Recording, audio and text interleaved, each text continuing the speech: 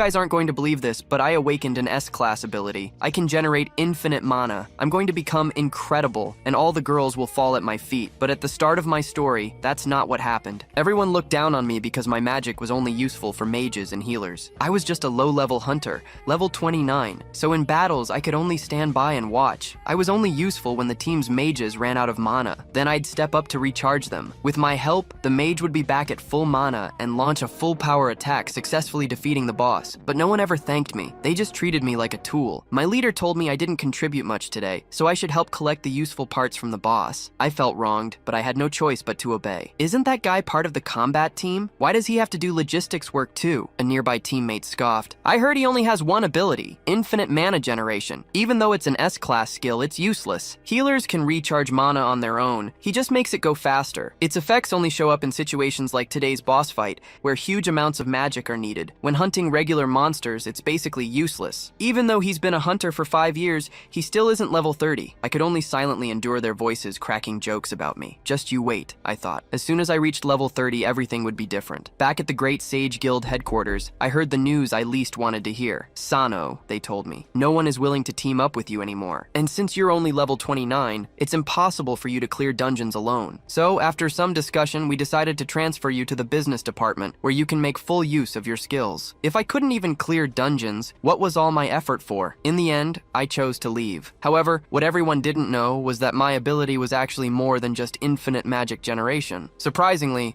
my skill had awakened even before I became a hunter. As soon as the skill activated, a pop-up suddenly appeared in front of me. After I clicked copy, the pop-up instantly transformed into food in my hand. I thought it was an incredibly powerful skill, but after truly understanding it, I realized how terrible its drawbacks were. As soon as copied items left my body, they dissolved into streams of light and vanished. What was infuriating was that copied equipment also had level restrictions. Equipment exceeding my own level would simply fail to copy. Strangely, copied magic power didn't disappear. It could also be transferred to others for use. This led to others misunderstanding my true skill, and that's why they called it infinite magic generation. Although I was also copying others' skills, there were various conditional restrictions. Then, a news alert popped up on my phone. The Khaleesi Dragon Sword would be exhibited in the island nation. This longsword had 2 special skill slots and defense-boosting effects. Its most special feature? The moment someone grabbed it, their level soared to 200, even though the equipment requirement was only level 30. However, this divine weapon, known as the legendary sword, only had 10 durability points. That was its major drawback. But for me, durability didn't matter. I could infinitely copy it. I just needed to reach level 30 within a week and touch this sword. So I joined a temporarily formed team to conquer the Giant King's Spider Dungeon. And there I was again, hiding behind the mage, occasionally boosting the blonde guy's mana. This blonde guy was also quite rude. Every time his mana was replenished,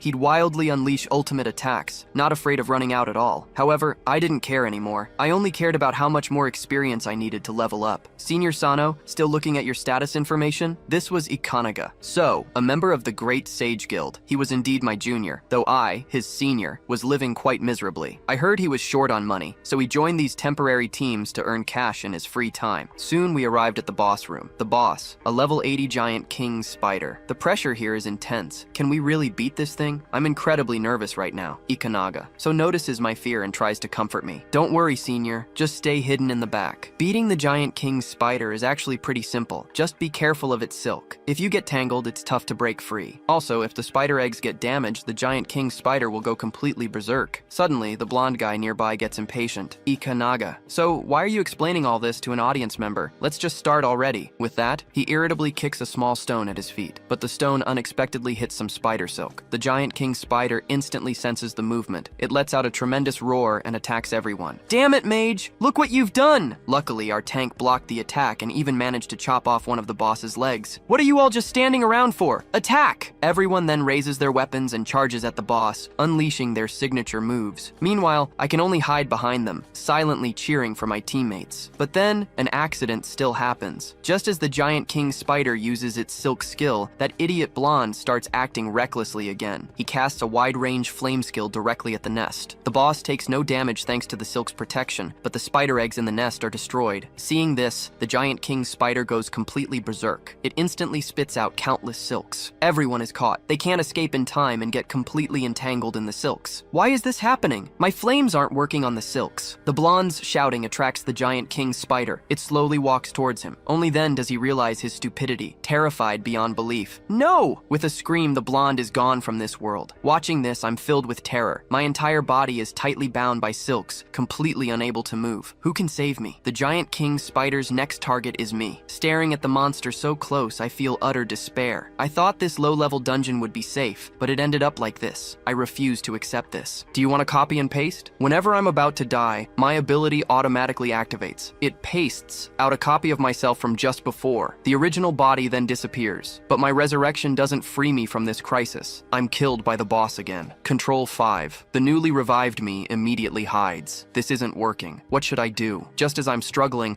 I hear a weak cry for help. It's Ikanaga. So, he's still alive, but I can barely protect myself right now. The boss is constantly approaching. I know if I don't do something, Ikanaga, so will surely die. Damn it. As a senior, how can I just watch my junior get killed? So I charge forward with my sword, heavily striking the foot the boss is about to attack. The powerful recoil knocks me to the ground. Luckily, the boss's attack is deflected because of this. Just then, a system pop-up appears. Level 30. I stare at the system panel in confusion. What's happening? How did I suddenly level up? Could my attack just now have had an effect? While I'm still in a daze, I'm killed by the boss again. Control 5. Are you kidding me? But since my attacks can damage you, I won't run anymore. Even if I die countless times, I'll defeat you. After 3 days and nights of battle, I died 50 times. Nearly all of the team's weapons were broken by me. My level has increased again, which is good news. The boss is also covered in wounds now. It's time to end this battle. I quickly dodge the boss's silk attack. When it attacks me again, I seize the opportunity. I leap up onto its giant leg,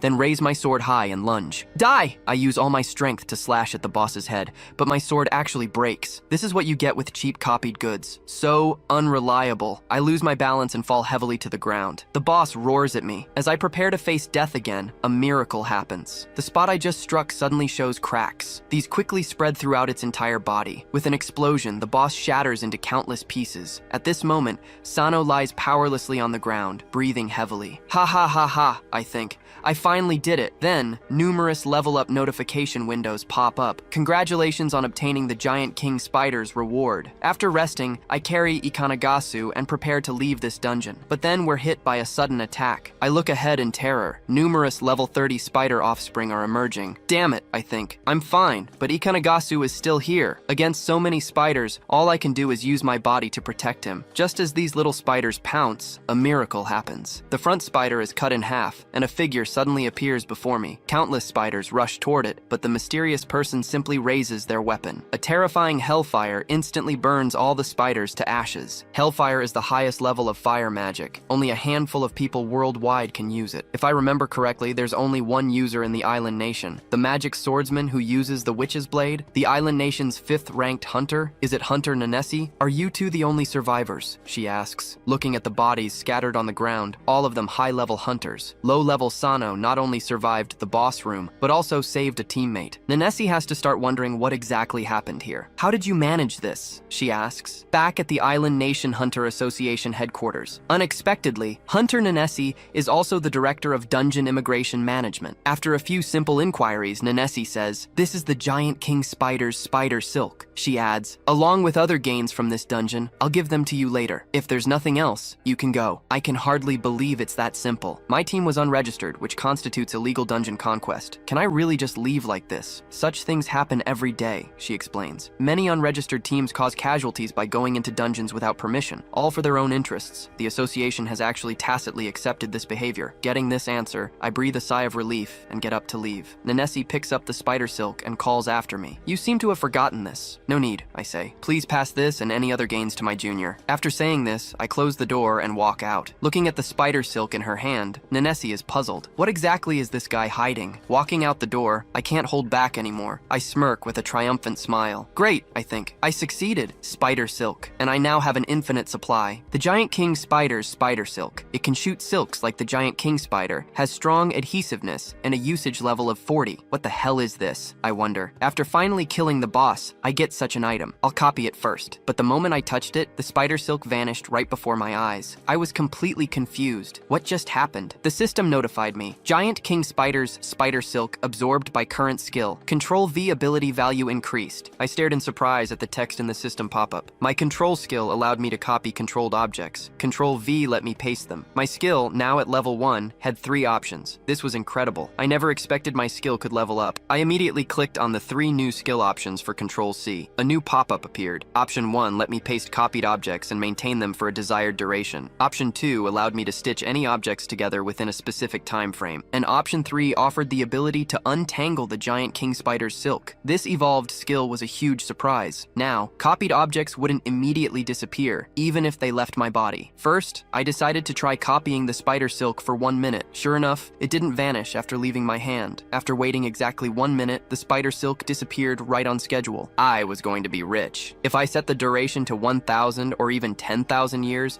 wouldn't that essentially mean it would never disappear? As I thought about the potential gains from the dungeon, I couldn't help but burst out laughing. From today on, I'm a rich man. The best life awaits me. Meanwhile, on the Rainbow Bridge, a huge truck sped along. This was the vehicle transporting the Kalesha Dragon Sword. The transport personnel included Maul Grant, a level 112 fighter, and Ares Hugh, a level 131 mage. Both belonged to the International Hunter Association. This was supposed to be the last stop for the sword's exhibition. Do you plan to take a vacation after this ends? Maul asked Ares. I want to explore the island nation's dungeons. I hope you find treasure this time. Ares, however, wasn't amused. Minding other people's business will only cause trouble, he retorted. Just then, a report crackled over the radio. Currently passing through Rainbow Bridge Dungeon. Communication will be interrupted for about 5 minutes due to electromagnetic interference within the dungeon. Hearing this, Maul glanced out the window. The dungeon, sitting on the sea, felt so romantic to him. Ares, however, felt a sense of unease. Meanwhile, on the other side of the Rainbow Bridge Dungeon,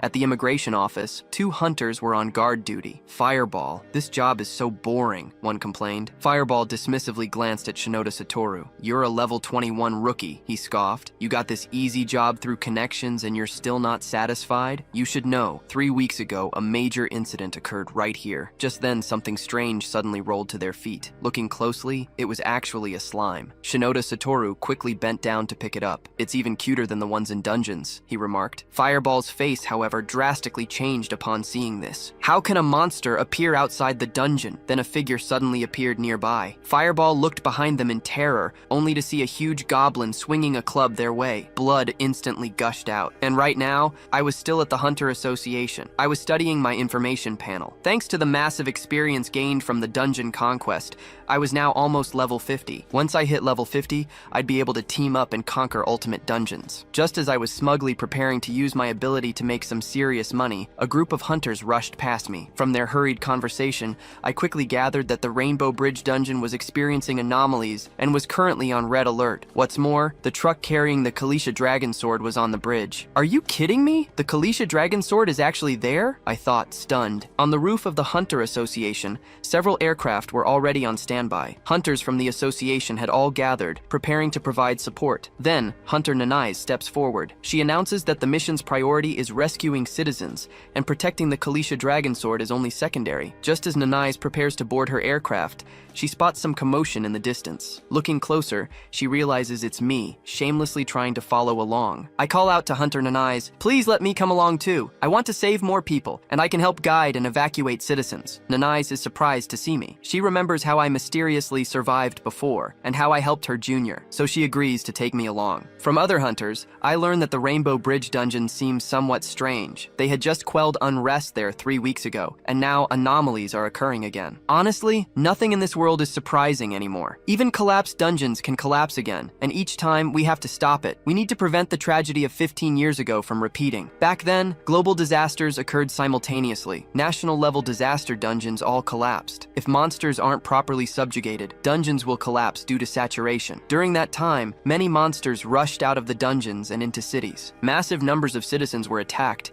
and cities instantly became hell. I was a survivor of that disaster, but I lost both of my parents. It was then that an otherworldly being appeared before me. It placed the curse of copy-paste skills on me. The being said the curse was a gift, but it came with a 20-year limit. I just don't know if this limit refers to the skill's duration or my lifespan. There are still 5 years left until this deadline. If that being's appearance was tied to the global catastrophe, then that means disaster will come again in 5 years, along with its reappearance. Now I've found a way to become stronger. If I can become the strongest hunter, I can prevent the next global disaster and lift this curse on myself. Right now, the Rainbow bridge is in complete chaos. Explosions can be heard from time to time. Shinoda Satoru watches helplessly as numerous monsters attack citizens. There are just too many enemies. We definitely need more hunters. Then, a goblin attacks from behind. Shinoda Satoru turns and swings his sword, dealing with it. But just as he finishes, another goblin comes from behind with a sneak attack. Fortunately, someone saves him. It's Fireball from before. "Thank you," Shinoda says. He adds, "You saved me twice today. If you hadn't tackled me earlier, I would have died." However, the other party seems to look down on Shinoda Satoru, clearly thinking he only got in through connections. But Shinoda Satoru silently determines in his heart, "Senior, no matter what, I will repay you." Fireball says, "We need to get from here to the bridgehead. Quickly rendezvous with the rescue team." Meanwhile, in the center of the Rainbow Bridge, a giant beast is attacking the transport truck. It's actually a level 190 giant bear. One hunter asks, "Ares, is this truck really okay?" Another replies, "Maul, I understand your anxiety." He continues, "Don't worry, my protection magic is the highest level. Even a level 400 monster can't break my defense." However, an anomaly suddenly occurs. The entire bridge shakes and sways violently. Everyone looks at this scene in disbelief. Even the strongest defenses are useless against this. Just then, the Hunter Association's support aircraft finally arrived. This shouldn't be happening. It's the Rainbow Bridge Dungeon's ultimate boss. A massive, dragon-like monster suddenly emerges from the sea. All units prepare to attack. The next second, the boss breathes dragon fire directly at the bridge. The attack instantly engulfs everything nearby. A huge section of the Rainbow Bridge vanishes, leaving only the boss floating on the sea. From the aircraft, I watch this scene unfold in terror. The boss seems to notice us overhead. It opens its mouth wide, clearly preparing another attack. Another massive dragon's breath shoots out. Moments later, the aircraft explodes. Everyone quickly jumps off to avoid the blast. With the dungeon boss's sudden appearance, plans change immediately. All association hunters are now preparing to take down the boss. They quickly gather their forces. Nanai's then activates her magic, with hellfire continuously pouring from her sword. With a loud shout, countless hellfire blasts shoot from the blade,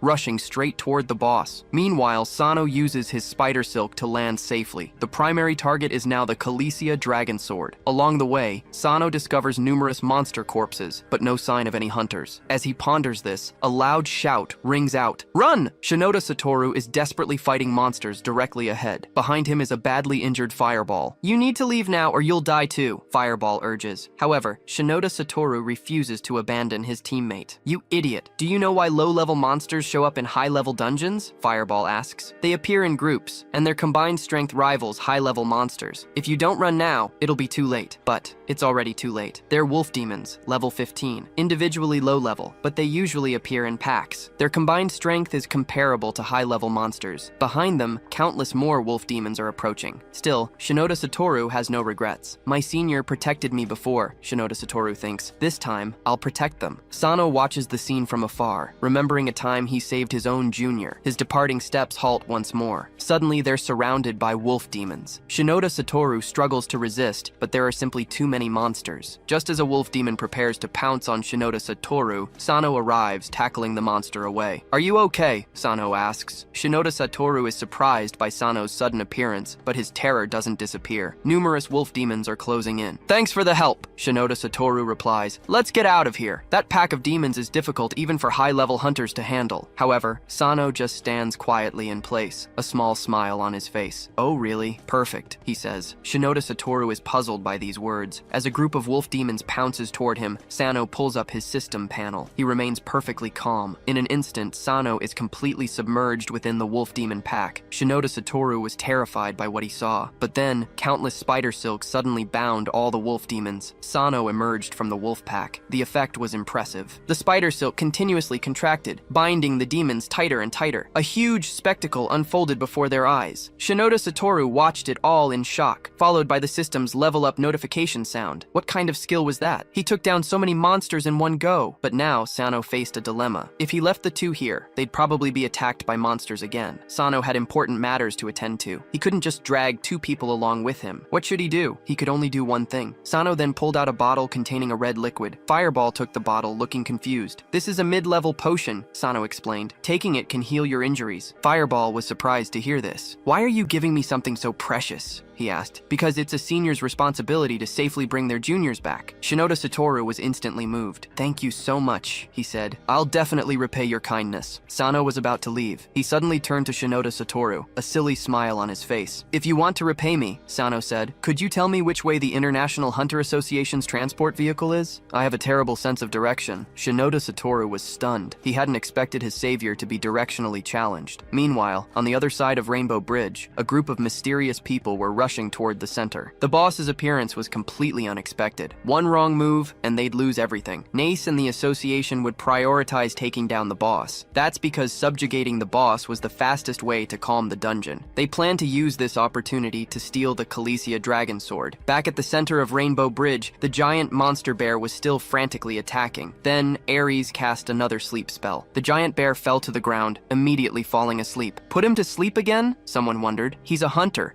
but clearly a pacifist. Just then, a round iron ball flew toward them. Fortunately, Maul noticed it in time. He cut the flying iron ball in half with one strike. I knew you'd come, Maul said. This had happened several times during the Come Out Bandits touring exhibition. Then, a group of black-clothed figures emerged from the darkness. One of them, with sharp senses, challenged, I'd really like to spar with you. With that, he leapt forward. Maul quickly raised his sword to block. Don't underestimate guard work, Maul warned. Maul swung his sword, but the opponent easily dodged and retreated. Maul immediately pursued them. Ares hurriedly called out to stop him, but it was too late. Maul suddenly lost control of his body, and blood began to spurt. What's happening to me? He gasped. Ares quickly ran over. Those guys used poison pills, he explained. Once poisoned, they block magical power absorption in the body. Poison pills were clearly items banned by the International Hunter Association. Even the usually calm Ares couldn't help but rage. I'll make you regret this, he declares. Magic activates in his hand, but it causes no damage at all. The person in black mocks him. A mage who can't use magic should just die. As he says this, a large fireball gathers in his hand. Just as he's about to fire, the black-clad person's head is ripped clean off. The attacker? It's actually the giant bear. It turns out the mage's earlier spell awakened this monster. The people in black look tiny compared to the giant bear. With a thunderous roar, the giant bear wipes out all the remaining black-clad individuals. Seeing this, their leader immediately flees. Miscalculation, he thinks. Better retreat this time. The giant bear, having dealt with the black-clad group, slowly approaches Ares and Maul. Can you make him sleep again? Ares asks. No, Maul replies. Now I'm also affected by toxins, blocking my magical power. I knew your pacifism would get you in trouble someday, Ares says. I just didn't expect it to be today. Yes, Maul agrees, but you're different. With that, he charges forward. A magic circle unfolds in his hand. Seeing this, Maul shouts loudly, come back, you'll die. He then coughs up a mouthful of blood. Forcibly channeling magic to break through the toxins causes him unbearable pain. He wonders, is it still no good? By the time he reaches the giant bear's feet, his magic is completely exhausted. What awaits him are the giant bear's sharp claws. Maul, I'm sorry, he whispers. Just as the giant bear's claws lash out, countless spider silks appear before Ares. They instantly bind the attacking claws, then wrap around the monster's entire body. The giant bear struggles relentlessly, but it's no use. It's quickly bound like a giant dumpling, then stops moving. Ares stares at this scene in utter disbelief. This is Sano's masterpiece. Sano's group of 3 had just arrived, and they hadn't expected their plan to actually work so smoothly. Ares and Maul are immediately wary of Sano's group. They suspect these are just more bandits here to steal the sword. No matter how Sano tries to explain, Ares and Maul don't believe him. It's not until Shinoda Satoru shows his ID that they start to listen. We are hunters from the Island Nation Hunter Association, he explains. We're responsible for managing the Rainbow Bridge dungeon entry and exit. Seeing their change of heart, Sano then offers more help. Anyway, heal your injuries first, he says, taking out 2 mid-level healing potions. Only then do Ares and Maul finally lower their guard. Just then, several aircraft fly overhead. Great, someone exclaims. New support teams have arrived. We're finally saved. Meanwhile, Hunter Nennis is still locked in battle with the dungeon boss. Just then, the boss enters its 3rd phase. Hunter Nennis immediately stops attacking. Watch out for the wide-range shockwave, he warns. Our reinforcements have arrived. We must buy time for citizen evacuation. Can the dungeon collapse be stopped like this? Hunter Nennis, long time no see. The newcomer is Shirosaki Masato, a level 503 dark mage. Hunter Nennis looks back in surprise. How are you here? He asks. Shirosaki doesn't intend to explain. He just raises his magic staff. Magic activate. A huge magic circle then appears before the boss. Seeing this, Nennis immediately tells him to stop. If that magic can't defeat him, the consequences will be unthinkable, Nennis warns. However, Shirosaki has no intention of stopping. If you worry about these small things, nothing can be accomplished. accomplished, Shirosaki retorts. Leave it to me this time. He then shouts, "Dark lightning!" Immediately, the boss is engulfed by terrifying black lightning, screaming in pain. Seeing this, Nenes quickly shouts, "Everyone, run!" The boss's massive body falls. The impact makes the rainbow bridge sway violently from side to side. After all the chaos, the bridge is utterly devastated. Sano is grateful to have survived. "I thought I was going to die again," he thinks, looking down at the broken bridge below. Thankfully, everyone is okay, and the transport vehicle is safe. However, Sano is startled when he looks to the other side. A row of sharp, giant teeth suddenly appears. Sano is immediately too scared to make a sound, worried that any movement might wake this monster. Just then, Shirosaki flies over. Sano is surprised to see the emblem on his chest. It's the Future Guild, ranked 3rd in the island nation. Shirosaki notices the giant bear tied up nearby. He lightly touches the spider silk binding it. The entire silk immediately begins to crack. Even the giant bear itself is torn into countless pieces. Sano is shocked beyond belief by this scene. Then, he's drawn by the sound of a system notification. Massive level-up prompts appear before Sano,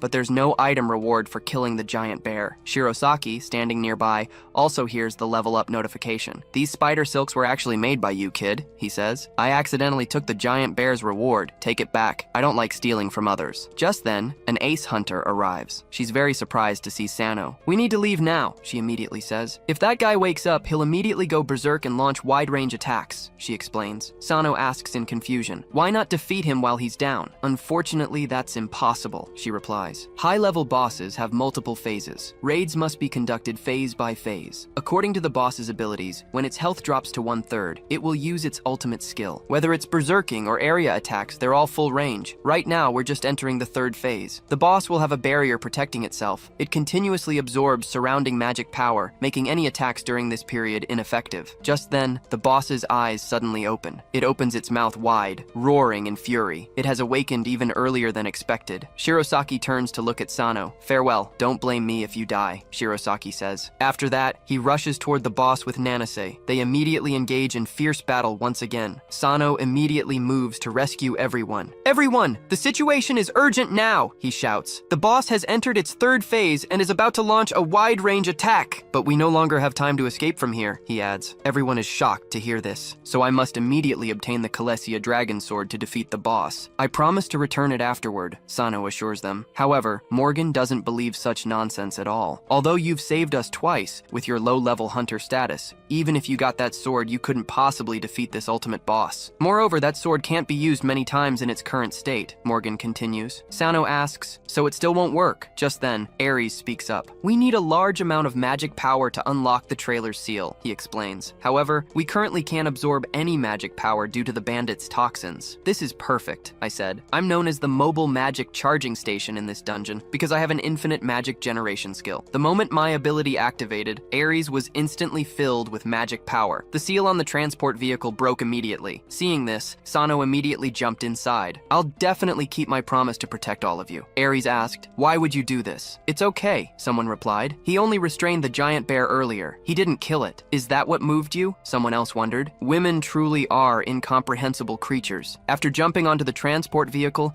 I was extremely excited. The Kalesia dragon sword was finally within reach. But just then, the bandit from before suddenly appeared behind me, blade raised to strike. By the time Sano realized the danger, it was already too late. The bandit directly stabbed him in the chest. Sano immediately fell inside the vehicle. The treasure sword was finally his. As the bandit slowly opened the treasure chest, a pitch-black long sword lay within. A system message popped up. "When the user dies, the giant foot spider's silk will randomly dissolve." True to the message, the spider's silk broke, and the entire transport vehicle plunged into the water, continuously sinking into the pitch-black depths. "Are you sure you want to claim the object?" As the assassin reached for the Kalesia dragon sword, Sano took the opportunity to revive and stand up. He then stabbed the assassin through from behind with a single sword. "I'm the kind of person who repays kindness with kindness and revenge with revenge." Sano had finally gotten the Kalesia dragon sword. He immediately used his Control-C skill to copy it. However, a system warning popped up. "Due to the user's level not meeting the target requirements, the object cannot be copied," it stated. Sano looked at the system window in disbelief. How is this possible? Logically, this sword's level requirement is 30, and I'm over level 50 now. I should definitely meet the requirements. But just then, another accident occurred. The assassin from before wasn't actually dead. He viciously struck Sano with his blade, sending blood spattering. I almost brought shame to the Blood Tower Guild's assassins. If I didn't have healing skills, I would have have died long ago. The sword fell back into my hands. Unfortunately, I'm the type who forgets kindness but returns revenge tenfold. This time you won't have another chance, he said, thrusting his sword towards Sano. Damn it, I've come so far, Sano thought. Suddenly, the Kalisha dragon sword fused with its user. It began copying the sword's value absorption ability. Absorption? What is this thing? Sano wondered. However, the system notification wasn't finished yet. It continued. Copying Kalisha dragon sword's level and absorbing. Copying Kalisha dragon sword's passive skill. 35% defense increase. Absorbing. Copying Kalisha dragon sword's unique skill. 1. Vampirism. Absorbing. Copying Kalisha dragon sword's unique skill. And 2. Berserking. Absorbing. All abilities of the Kalisha dragon sword were completely absorbed. A new notification appeared. When the user's health drops below 25%, the Kalisha dragon sword's protection mode is triggered. Unique skill. 2. Berserking will be forcibly executed. At this moment, the Rainbow Bridge boss was about to unleash its ultimate skill. Its wide area attack began. The situation looked dire, but just then, a massive energy burst from the seabed. It directly pierced through the boss's entire body. Shirosaki and Inasa Hunter stared at the scene in disbelief. A system message flashed. Boss defeated successfully. Dungeon cleared. Later, the Island Nation Hunter Association reported, this afternoon at 4 p.m., the Rainbow Bridge dungeon outbreak caused major casualties and disasters. Thanks to the Hunter's assistance, the dungeon was quickly pacified. The president immediately cut off the video. He told everyone, stop making those expressions. Takuchi asked, didn't we successfully kill the boss this time? Shinoda then interjected, but I heard the Rainbow Bridge dungeon was just pacified 3 months ago. He added, even if it was pacified, it's possible for it to erupt again. Someone barked, shut up all of you! How exactly are you managing things? Dungeons keep erupting consecutively in such a short time. Nain, a hunter sitting to the side, had no interest in these arguments. However, trouble soon found her. Another voice pressed, what I want to know is this. Ultimate bosses usually need over 5 months to recover, right? Did Nain lie earlier? 3 months ago, there was no successful strategy to defeat it at all. Nain, who wanted no part of their squabbling, grew furious as they started pointing fingers at her. With a loud slap, she shattered the conference table with one palm. Just as conflict was about to erupt, the Hunter Association president immediately stepped forward to mediate. My staff was rude, he stated. I apologize on his behalf. He then warned, acting like this can get you killed. But seeing that the others wouldn't back down, Nene finally spoke. As they say, she began, hearing is believing, but seeing is truth. No matter what I say, you won't believe me. That shockwave just now was the reward from defeating the Rainbow Bridge boss 3 months ago. If you don't believe me, you can ask the person next to me, Nene continued. Also, I'll take responsibility for investigating the cause of this outbreak, and will hold the negligent guild responsible this time. Just then, Moore and Ares walked in. We're from the International Hunter Association, Moore announced. We're here with an important announcement. The Kalisha dragon sword has been stolen. Please prioritize assisting us in recovering the sword. A voice from the room questioned, wait, I heard that you unlocked the transport vehicle's seal yourselves when you were attacked. Moore replied, that's because we accepted your request for a hunter's assistance. Shinoda Satoru from a major guild and Sano from the Hunter Association were present at the time. Everyone was shocked to hear this. President Fuwa quickly pulled out his phone to search, but found no information about Sano. Only Nane knew Sano's true identity. Did Sano really steal the sword? Of course not. The Kalisha dragon sword had already been taken by the assassin. He had handed it over to the mastermind, Kurosaki. Just holding the sword boosts one's level by 200%. The longsword identifies users through runes on the handle. To Kurosaki, spending hundreds of millions to cause the dungeon outbreak was still worth it. Just as the assassin reached for his payment, Kurosaki killed him. The fewer people who know secrets, the better. The Kalisha dragon sword's durability decreased by 2 points, leaving 8 points remaining. Kurosaki looked at the sword in his hand and smiled. It wouldn't be any fun if it broke before he could get it repaired. Suddenly, Sano woke from his nightmare with a start. The mark on his neck emitted a pale blue light. This hourglass countdown is acting up again, Sano cursed. Seeing Sano wake up, Shinoda Satoru was overjoyed. I was so afraid you'd never wake up, senior, he exclaimed. Don't look at that guy like that. He actually saved you. He mobilized many hunters from the Great Sage Guild to find you. They finally found you unconscious on a beach. Oh right, you probably don't know this yet.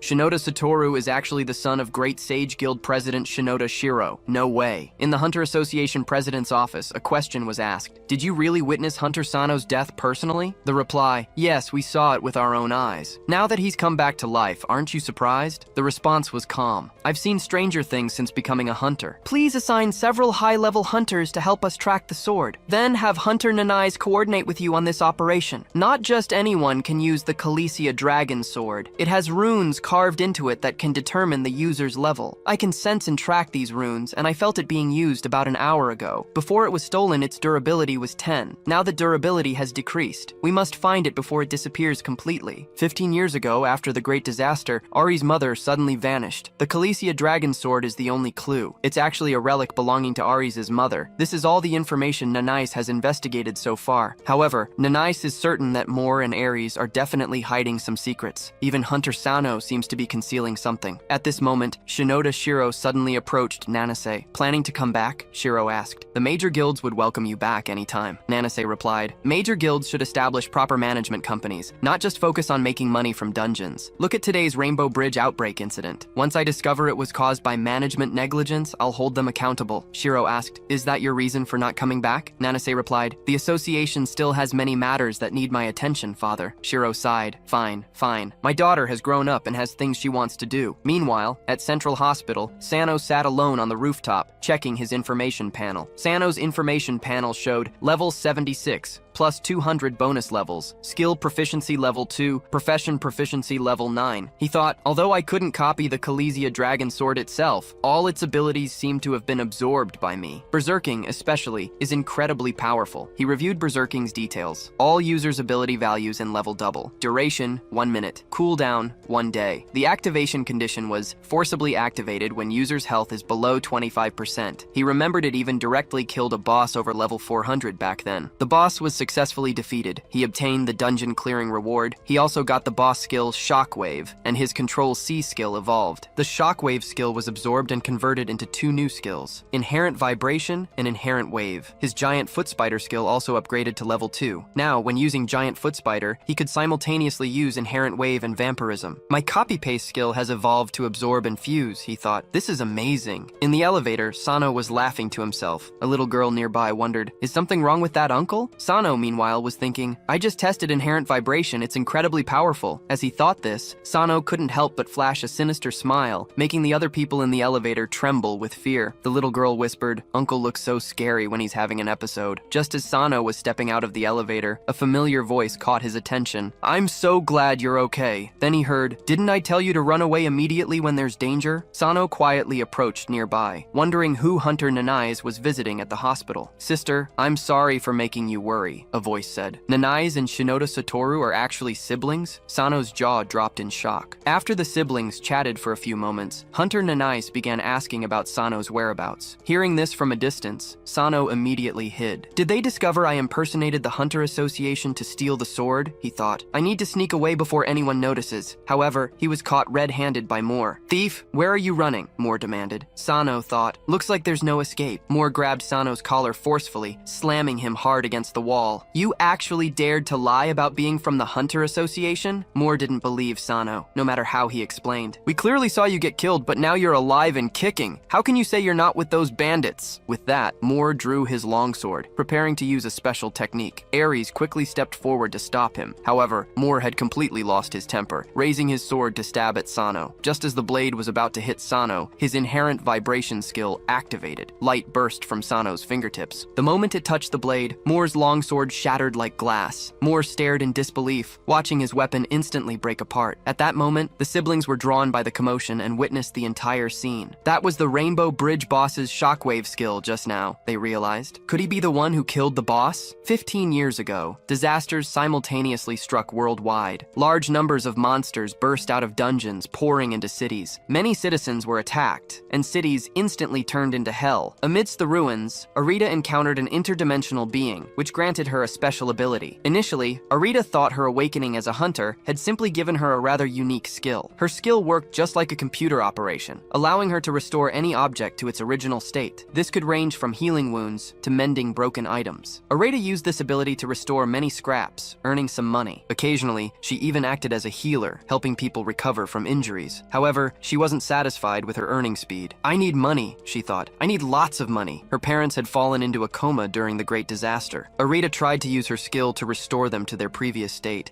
but it required massive amounts of magic power. Without enough magic, she could only heal minor injuries. Only hunters could absorb magic power themselves. To get what she needed, Arita joined a hunter team, handling their logistics and sometimes acting as their healer. As an ordinary person who hadn't awakened, it was like facing lions empty-handed, constantly accompanied by danger. She was just trying to get a share of magic power. Even so, her companions often mocked her. During one dungeon raid, their team suffered devastating losses. Only a badly wounded Arita survived, looking at her dying teammates. She didn't heal them. Instead, she collected the equipment they had dropped. "I'm sick of this life," she declared. Just then, a man suddenly appeared before Arita. "I heard you need magic power," he said. "Make a contract with me. I'm called Kurosaki." And just like that, Arita Sara was taken away by him, eventually becoming a member of the idol group IF. "I really envy you," someone remarked, "being able to eat so much delicious food 3 times a day while maintaining your figure. What a blessing." "I still remember the first time I saw you," Kurosaki continued. "There was a guy about to die right in front of you, but you only cared about looting equipment from him. That's when I knew we were the same type. To avoid misunderstandings," Kurosaki added, "let me state up front. As long as this contract exists, I won't interfere with whatever you do." "Then why do you want me to go to the dungeon with you this time?" Arita asked. Kurosaki took out the Kaleshia dragon sword. "To repair it and use your ability to restore it," he explained, "requires massive amounts of magic power. I guarantee this is the last time I'll ask you to go to a dungeon." Hearing this, Arita Sara became extremely excited. "Are you saying the infinite item generation is in that dungeon?" she asked. "Yes, we found it," Kurosaki confirmed. "Although our contract is to avoid having you go into dungeons as much as possible, this time you must come with me, and I promise it will be the last time." Sano and his group. Soon after, everyone arrived at the Future Guild headquarters. The person Nanasa mentioned was actually Shirosaki. Even though the Future Guild is the country's second largest, and its reputation isn't the best, their dungeon strategy, management, and intelligence are still considered world-class. Shirosaki walked into the office to meet them. According to the Future Guild's investigation, Blood Tower is a very mysterious organization. They've recently set their sights on the Gargoyle Snow Mountain dungeon. This particular dungeon was discovered 15 years ago and has never been successfully cleared. Data shows it ranks as the most troublesome dungeon, with only 2 strategy groups and 1 collection group ever having attempted it. Plus, there's a hidden boss, the Giant Gargoyle. Defeating this boss reportedly gives a hidden reward called the Giant's Heart, also known as Infinite Generation. Infinite Generation? While I don't need it, it's certainly a powerful item. But what does this have to do with the Kaleshia dragon sword? Are they planning to use the sword to defeat the dungeon boss? To clear this dungeon, they're secretly recruiting on the Dark Silk. Their ad reads, "Recruiting Gargoyle Snow Mountain Strategy Group. 30 members, level 90 and above. The recruiter is the Blood Tower Guild. Their behavior is extremely vile. They frequently assassinate dungeon expedition teams in secret and plunder items. This guild is truly steeped in darkness." At that moment, Nanasa stepped forward and asked, "Since you already have this Giant's Heart project, are you planning to form a team to clear Gargoyle Snow Mountain yourself? We must go immediately. Shirosaki, do you have a strategy group that can be mobilized right away?" Shirosaki grumbled to himself. "Damn it, how did I get dragged along by that woman?" Despite his reluctance,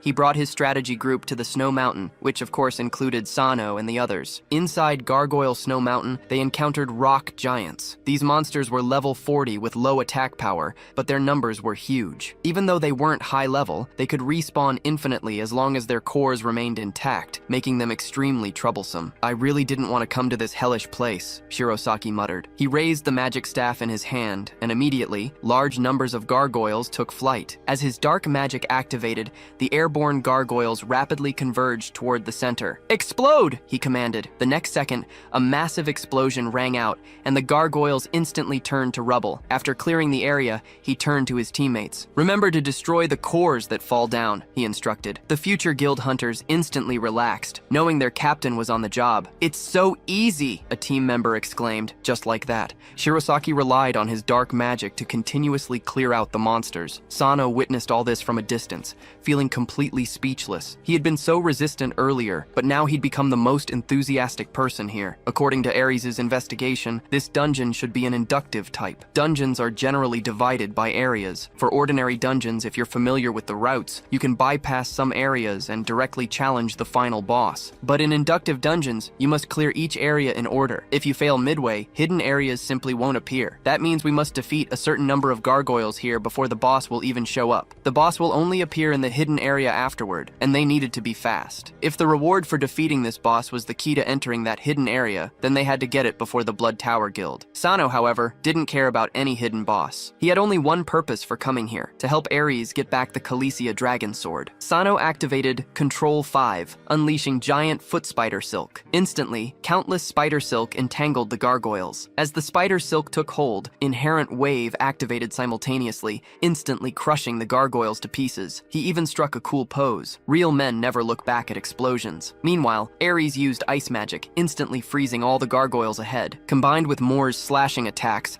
they easily defeated these monsters. Still, the gargoyles were proving to be really troublesome. Still, several hunters couldn't keep up and took heavy hits. Fortunately, Nanai's arrived just in time. She slashed off a gargoyle's arm with one strike, then raised her palm to charge up, hitting it with a shockwave. This instantly blasted the monster to powder. Nanai's then turned to ask if the hunters were injured, but then she spotted a familiar face in the crowd. "Shinoda Satoru, what are you doing here?" It was her younger brother, Shinoda Satoru. He immediately retorted, "Why can't I be here? I'm an official member, here to support Sano-senpai." Nanai shot back, "What kind of nonsense is that?" It turned out that when Sano requested to plan the dungeon run, Shinoda Satoru had thrown a tantrum to come along. He'd cried, I don't care, I want to go too." Shinoda continued, "What if Sano-senpai gets lost by himself again? I can help guide him." Sano was pretty helpless against this and finally agreed. "But there's one condition," Sano said. "You can only come as a member of my team." Hearing this, Nanais felt a headache coming on. What are two low-level hunters doing? Forming a rookie team like that, she wondered. However, Shinoda Satoru immediately jumped to Sano's defense. "Don't underestimate Sano-senpai," Shinoda insisted. "I personally witnessed Sano-senpai cut the Rainbow Bridge dungeon boss in half." Recalling the various signs from these past few days, Nanais admitted this was indeed possible, but she still wondered, how exactly did he do it? Meanwhile, on the other side of the dungeon, the Blood Tower Guild was also quickly clearing out gargoyles. Kurosaki and Arita Sara were leisurely resting near a cave entrance. Kurosaki commented, "We don't need to participate in this kind of mob clearing. We just use stealth skills to hide among the strategy group." Arita Sara replied, "While stealth skills are convenient, we have to be careful of high-level hunters. Their perception is often very sharp." Kurosaki then turned to Arita Sara. "How's the magic absorption going?" "This is a high-grade magic transmitter," Arita Sara explained, "and it was very expensive." She continued, "You need to defeat 100 low-level monsters to fill it up. In the previous Rainbow Bridge dungeon, I used 10 of these to trigger an outbreak. Restoring the Khaleesi dragon sword will require about twice that amount," she added. Arita Sara then stated, "So you want to restore this sword to use it to defeat the hidden boss here?" She continued, "From what I understand, there's a very powerful barrier in this hidden dungeon, and the only way to break it is with the Khaleesi dragon sword. I'm curious where you got this information from," she pressed. However, Kurosaki wasn't planning to answer that question. "You just need to restore what I want," he said firmly. "Don't worry too much about the details." Arita Sara thought to herself, "Your eyes are so scary." She silently resolved, "As long as this contract exists, I don't care what Kurosaki does. As long as I can get enough magic power to restore my parents, I'm willing to do anything." Last night, after they defeated about 200 gargoyles, a mutation occurred. The ground began to crack, and countless gargoyle fragments flew forward. A terrifying monster stared at them from the darkness. Suddenly, a huge monster appeared before everyone. It was the Curveball, a gargoyle snow mountain boss, level 150. The boss extended its giant hand toward them. "Damn it," someone cursed. "This boss is way too big." Just then, Kurosaki stepped forward. He hit the boss with dark magic, instantly shattering it to pieces. "Amazing," someone exclaimed. "He finished it with just one hit." The surrounding debris immediately began converging toward the center. The two hunters nearby froze in fear. At this point, the boss had basically recovered. "Oh no!" Kurosaki hurriedly used dark magic again, shattering it once more. However, the core remained intact. Just then, Sano seized the opportunity. He directly used giant foot spider silk on the core. Countless strands of spider silk wound toward it. However, the speed and strength were too weak to stop the boss's recovery. The boss now seemed even more powerful. "Damn it," someone cursed. "Each recovery absorbs the surrounding gargoyle debris. We need to think of something fast." Just then, Nini swung her spear using Hellfire and charged straight at the boss. However, it had no effect whatsoever. "Damn it. We can't melt its core. I knew it. Don't let this boss fool you. It acts all high and mighty. In fact, the middle boss is still the most troublesome part of this entire dungeon raid. You trigger its appearance by defeating a certain number of gargoyles. But here's the kicker. The boss can also repair itself itself using gargoyle debris. This self-repair is the terrifying aspect of these inductive dungeons. Most ordinary hunter teams would have already fled in panic, or worse, been completely wiped out. This monster can easily rival the ultimate boss of many ordinary dungeons. There are only two ways to defeat it: either destroy its core or melt all the gargoyle debris it uses to repair itself. Both options involve an enormous amount of work. After just a few strikes, Nanase was already sweating profusely. Then, the boss revived right behind her. Nanase spun around, using sheer willpower to unleash hellfire once more, completely melting the debris. Sano watched anxiously from the sidelines. Sano knew his Kalisha dragon sword could solve this problem easily. However, using it would expose him to Ares and the others. Suddenly, Sano had an idea. He pulled an item he'd obtained earlier from his system space. The item was called the Giant Bear's Foot. It had two main skills: one to control any object for a period of time, and another to enter and damage any object. Sano immediately used Control 5 to absorb it. He gained new abilities. Skill 1 would make his spider silk much more solid when used together. Skill 2 would allow him to enter a target's body and absorb 15% of their health and magic power. Without hesitation, Sano charged toward the boss. Now, there was a chance. Meanwhile, Nanis was still desperately melting gargoyle debris. Even a powerful hunter like Nanis couldn't use hellfire indefinitely. If this kept up, she'd be in serious danger. Just as Nanis reached her limit, the boss directly extended its giant hand toward her. But at that critical moment, countless strands of spider silk suddenly shot out, binding the boss like a mummy. It was just in time. Everyone watched the scene unfold in disbelief. Sano urgently called out to Shirosaki, requesting another attack. He needed Shirosaki to strike while he focused on stopping the core's movement. Shirosaki didn't hesitate, immediately activating his dark magic. The boss was shattered to pieces once more. The moment the core appeared, countless strands of spider silk instantly wrapped around it, sealing it tightly. This blocked any contact between the core and the surrounding debris. It was a success. Shirosaki couldn't believe his eyes. They had actually managed to trap a high-level boss using such low-level items. Everyone cheered at the incredible sight. Not far from the battlefield, Kurosaki and Arita Sara had been watching, planning to swoop in and reap the benefits. However, Sano's sudden use of spider silk had completely disrupted their strategy. "Stop collecting magic power," Arita Sara ordered. "Advance the plan. Prepare for combat operations." Immediately, all the Hidden Blood Tower guild hunters began to move. Because of that strange guy, things had taken an unexpected turn. Now seizing the core would be very troublesome. "It looks like I'll have to act personally." Just as Sano asked who should destroy the core, everyone unanimously agreed. "Since you captured it, you should destroy it." Sano didn't refuse. After all, he really needed that reward. With one swift sword thrust, the core instantly shattered. The moving gargoyle was finally defeated. Instantly, countless level-up notification sounds rang out for everyone. A system notification confirmed, "You destroyed the moving gargoyle's core. You received a reward, the key to close the heart. This key lets you open the dark door that seals the giant's heart. You also instantly obtained the key to a hidden area." Sano's level skyrocketed from 85 to 285, along with his skill proficiency reaching level 5 and profession proficiency hitting level 10. "This is amazing," Sano thought. "With the sword's effect, I'm now level 285, just 15 levels away from becoming an advanced hunter at level 300. Sano laughed triumphantly. Meanwhile, Shirosaki, watching from behind, was completely baffled. He wondered, isn't he just a level 85 rookie? What's there to be so happy about? He scoffed. Who just assisted a rookie in catching the boss? Are you kidding me? An advanced hunter like me assisting a rookie? You must be seeing things. Just then, huge black pillars suddenly erupted from the ground. Everyone looked on in confusion. More identical black pillars continued to appear all around them. The pillars were covered with mysterious runes. "Everyone, get away from here quickly." But it was too late. The area surrounded by the stone pillars exploded violently. All the nearby hunters were caught in the blast. After the explosion, the future guild hunters lay severely injured. A figure emerged from the smoke and dust. The figure spoke. "In this world, there's truly nothing money can't accomplish. As long as you abandon your conscience, victory becomes so simple." He then added, "Found you." And the figure issued a command. "Dispel King Giant Foot Orb's web." The web began to dissipate. From within, Sano immediately flew out. He spotted the masked man holding the Kalisha dragon sword. Sano immediately raised his sword and charged forward. "Hand over the sword," he demanded. However, his attack was like an egg hitting a rock. The masked man simply remarked, "You're quite clever," the masked man continued. "Not only did you use the web to defeat the boss, but you also successfully withstood the explosion's impact. You've completely disrupted my plan." With that, he swung his sword down at Sano. The sword struck the ground with a vicious slash. "Bastard! Stop it!" Nanai screamed, watching the scene anxiously. Completely losing her reason, she raised her spear and unleashed her strongest skill, Hell's Fuse. At that moment, Ares noticed her erratic behavior behavior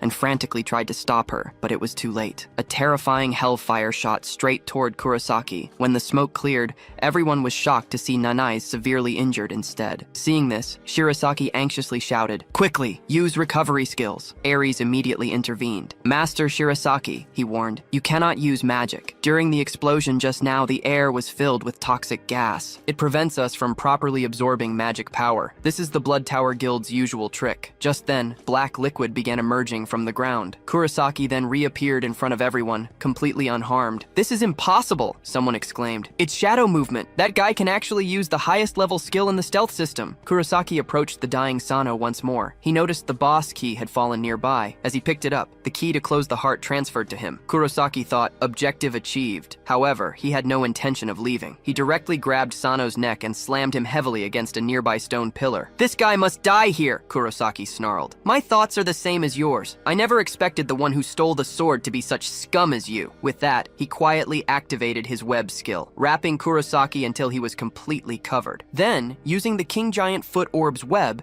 he triggered the Giant Bear Chain skill. Moments later, the webs grew sharp spikes, coiling tightly until they formed a massive garlic-shaped bulb. "This is the consequence of stealing my sword." But when the web dissolved, Sano was shocked. There was nothing inside. Just then, Kurosaki emerged from behind him. "I was careless. This is the first time I've seen such a skill. If my shadows hadn't been inside too, I would have died." With that, he prepared to deliver a fatal blow to Sano. "Do you know my nickname? Everyone used to call me the Moving Magic Charging Station. Even though this is the first time I'm using it like this, there shouldn't be any problems. Are those your last words? Goodbye then." Suddenly, Kurosaki felt endless magic power gathering within his body. He didn't know what was happening, but it felt just right. "Let me end the Blood Tower Guild." Instantly, a huge orb of light condensed in the air. Kurosaki watched, confused. That's actually Kurosaki's wide area magic. Where did he get the magic power to unleash such large-scale magic? "My shadow movement is being countered. Can't I escape? This is troublesome. I can only do this then. Sarah, now." "Roger that." Immediately, all the boxes around Sarah opened. Countless magic power flew from the boxes, condensing into a massive orb in the air. A command echoed, "Restore the Gargoyle Snow Mountain maze to its initial state." Suddenly, the entire snow mountain howled with fierce winds, instantly covered in terrifying air currents. Fortunately, Kurosaki quickly activated a barrier, protecting everyone inside. Amidst the raging air currents, gargoyle debris began to gather, slowly assembling itself. "They've revived again. What's going on? Has the maze been initialized?" Dense swarms of gargoyles poured out once more. A massive gargoyle clenched its fist, attacking and instantly appearing before Kurosaki. "Damn it!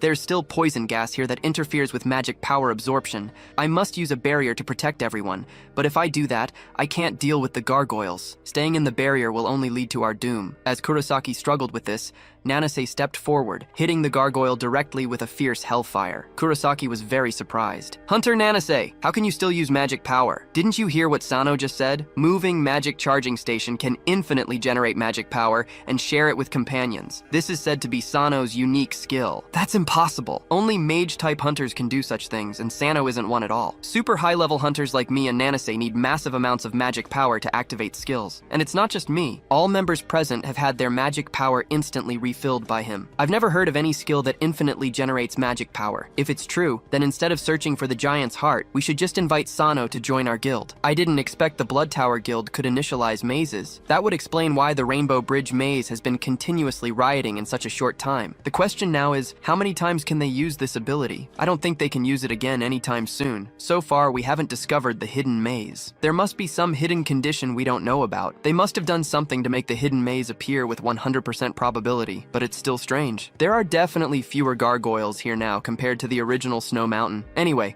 we need to quickly deal with these guys. Then we can catch up to the Blood Tower Guild. What about Hunter Sano, though? I really hope he survived. Meanwhile, in a corner of Snow Mountain, Sano slowly crawled out of the web ball. That damn bastard. He actually used the Kalisha Dragon Sword's ability at the very last second. Fortunately, I managed to wrap myself in webs at the crucial moment. I almost died, but thanks to him, I now know how to draw out the sword's power. Speaking of which, this place is all white. Which way should I even go? Meanwhile, at the Hunter Association in the Island Nation, President Shinoda don't worry too much. President Shirasaki from Future Guild is also with them after all. Getting involved with the Blood Tower Guild is always a big problem. We still have far too little information about that guy. We just received a message. The Blood Tower Guild seems to have connections with the Star Stadium Guild. How is that possible? Are you sure you're talking about the world-class Hunter Guild? Star Stadium? That maze was part of the maze maze riots from the Great Disaster 15 years ago. The gargoyles that crawled out back then were more terrifying than any demon from hell. Hunter Nishimoto Tomoka, one of the world's strongest mages, was the one who sealed them. Without Hunter Nishimoto's sacrifice, the consequences would have been unimaginable. The Giant's Heart, sealed in that hidden maze, is now getting global attention. Both the Star Stadium Guild and the Blood Tower Guild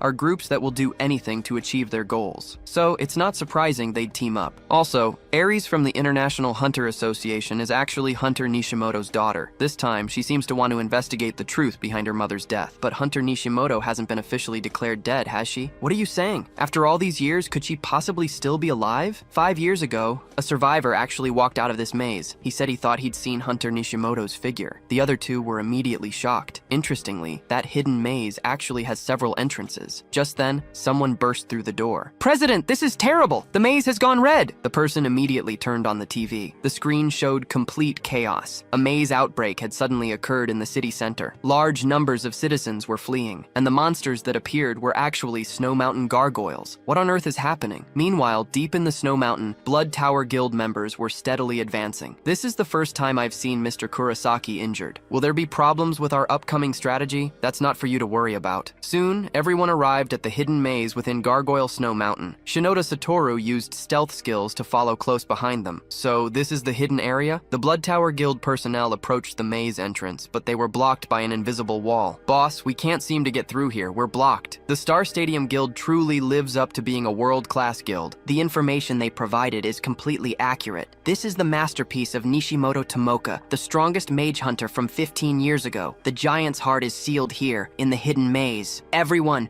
prepare to break the seal. Don't let your guard down. Blood Tower Guild members immediately scattered to deploy. Arita started getting the sword ready for restoration. Just then, Kurosaki seemed to sense someone following them. Who would be foolish enough to sneak around and pursue the Blood Tower Guild? Shinoda Satoru was terrified. "Was I discovered? I don't want to die." The next second, Kurosaki raised his sword and slashed downward. Meanwhile, on the other side of the snowy landscape, a cute little stone was hunting. It found a Snow Mountain berserk rabbit. These level 30 creatures live near hidden mazes and often go berserk from hunger, dropping magic stones when defeated. One hit was all it took. A red magic stone immediately dropped. Little Stone quickly went to pick it up, then scurried away, soon reaching its master. Turns out, its master was Sano. "Well done! Eat it," Sano said. At his command, Little Stone promptly tossed the magic stone into its mouth and started chewing. This little stone was actually created from the core of a previous boss, the moving gargoyle. Injecting magic power into it creates a gargoyle. Its first skill allows it to freely change its appearance. Its second skill lets it transform into armor to protect its master. The third skill allows the user to share senses with the gargoyle, including vision and hearing. The higher its level, the wider the sharing range. Sano gazed proudly at the core in his hand. "This is incredible," he thought. "One core, one gargoyle. If I could somehow copy many of these, I'd have an army all by myself.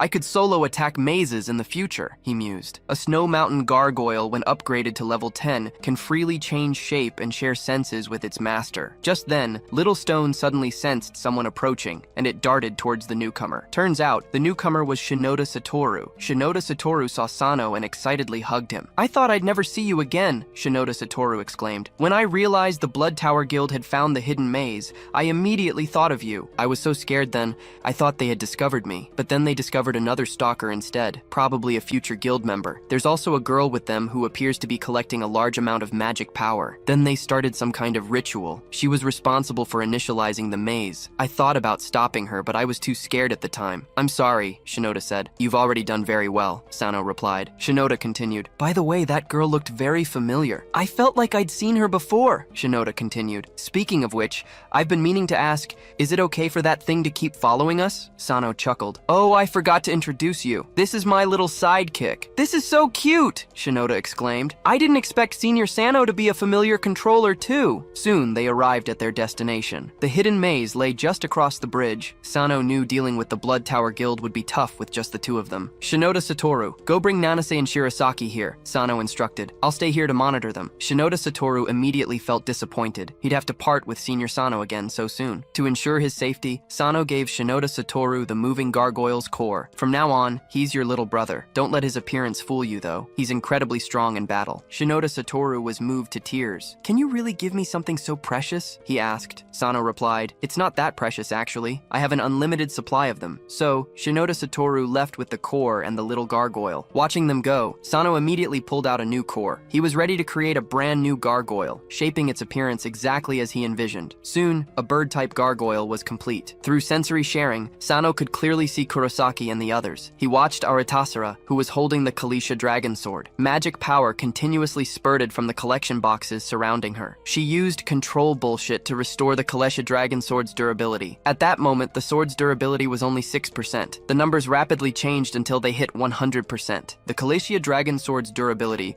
was successfully restored. However, using this skill instantly exhausted Aritasara's stamina. "That's enough!" Kurosaki exclaimed. He excitedly picked up the sword from the ground. "Finally, I can use it to my heart's content." Sano couldn't believe what he was seeing. How did she do that? The sword's durability could actually be restored. Could she be a cursed ability user, just like him? From the information he had, her ability, control bullshit, could restore all things to their original state. Sano realized he could copy skills, but often with many limitations that made them difficult to use, even once copied. Sano looked at Aritasara and secretly made up his mind. "I need to form an alliance with her first." Meanwhile, Kurosaki held the sword, preparing to destroy the seal. He slowly pierced the barrier with the sword tip. Immediately, the seal chains began to clash and rattle. The next second, a huge magic circle appeared under Kurosaki's feet. "Without the information provided by the Star Stadium Guild, even with this key, we couldn't break through the barrier," Kurosaki stated. With that, he inserted the sword into the center of the magic circle. "The only thing that can break this seal is this sword." This seal was Hunter Nishimoto's masterpiece, created 15 years ago. The original owner of the Kalisha dragon sword was her husband. Hunter Nishimoto had set up a barrier that only her husband's sword could break. Her husband was Frederick Shu, the world's greatest swordmaster. Kurosaki rotated the sword 90 degrees. Immediately, the magic circle began to transform. Dazzling white light continuously spread from its center. The gargoyles in the air were shattered by this immense power. They simply couldn't withstand it. Gradually, the barrier's power began to recede until it finally dissipated, revealing the true entrance to the hidden maze. The hidden maze of Gargoyle Snow Mountain had finally reappeared after 15 years. "It's time to search for our true objective," Kurosaki declared, "the giant's heart." Sano watched them enter, then began to struggle with a decision. Should he follow alone or wait for reinforcements? This was a big gamble. A new scene then unfolded. In the S-rank maze to the south, dismembered bodies lay everywhere. Only one man stood intact nearby. "Your target was only me, wasn't it?" the man on the ground asked. "Why did you kill them all?" The standing man replied. "If I only killed you, I'd become a murderer. But if I kill everyone," the standing man continued, "it'll just be considered a maze accident." The next second, the man on the ground disappeared into a pool of blood. Control A. When a skill user dies, their skill transfers to the next person who can use it. This meant the standing man obtained the other's cursed power by killing him. Immediately, he felt a sharp pain in his neck. On the man's neck, 3 hourglass marks appeared. The red one was clearly brand new. He immediately felt his newly acquired power. He used Control A select all, and blue inverted triangles instantly appeared above all the dismembered bodies at the scene. Then, Control Cut was activated, targeting them all. In the next second, a massive void ripped open in front of him, devouring everything around it. Just then, an elf man suddenly appeared behind him. "It seems your skill has evolved again," the elf remarked. "Instead of erasing targets one by one, its range has clearly expanded significantly." The man replied, "To steal cursed skills, I have to kill the other person. This really troubles me. What frustrates me most is that even after mastering this skill, it still won't evolve. Unfortunately, this is the only way to obtain another's cursed power, unless you find Control C. We've been searching for Control C for over 10 years,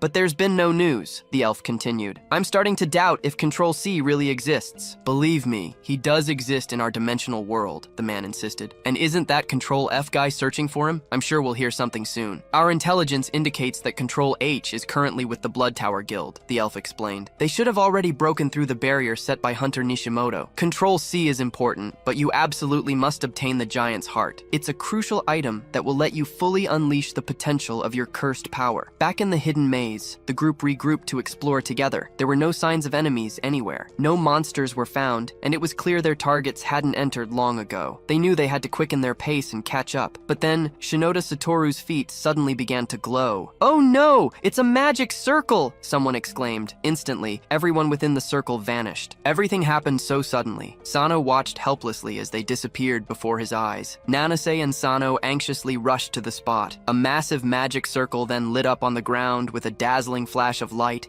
and they too were instantly transported. They landed in an unfamiliar place, but Shinoda Satoru and Shirosaki were nowhere to be seen. How can they not be here? We clearly followed them in immediately. Just then, a huge monster descended from above, aiming to swallow Sano. Nanis, reacting instantly, rushed forward. She swung her blade at the monster, instantly severing its head and successfully resolving the immediate crisis. Why are there dinosaur-type monsters here? I feel like we've been transported to a completely different world. This might be a multi-dimensional maze, someone suggested. That's impossible. I heard all multi-dimensional mazes were destroyed in the Great Disaster 15 years ago, another countered. But how else can you explain what's happening before us? A third asked. Teleportation magic circles are key markers of multi-dimensional mazes. They create connections between different dimensional spaces. Once a circle is activated, a door to another world opens. Could this be why Hunter Nishimoto sealed this place? They wondered. So, Shinoda Satoru and Shirosaki were very likely transported to another world. If we want to reunite with them, we must clear this maze and reach the location of the giant's heart. Then let's begin, they declared. The battle starts now. Meanwhile, in the city center outside the maze, chaos erupted. The maze had turned red, and large numbers of gargoyles were continuously destroying the urban area. Citizens began fleeing for their lives,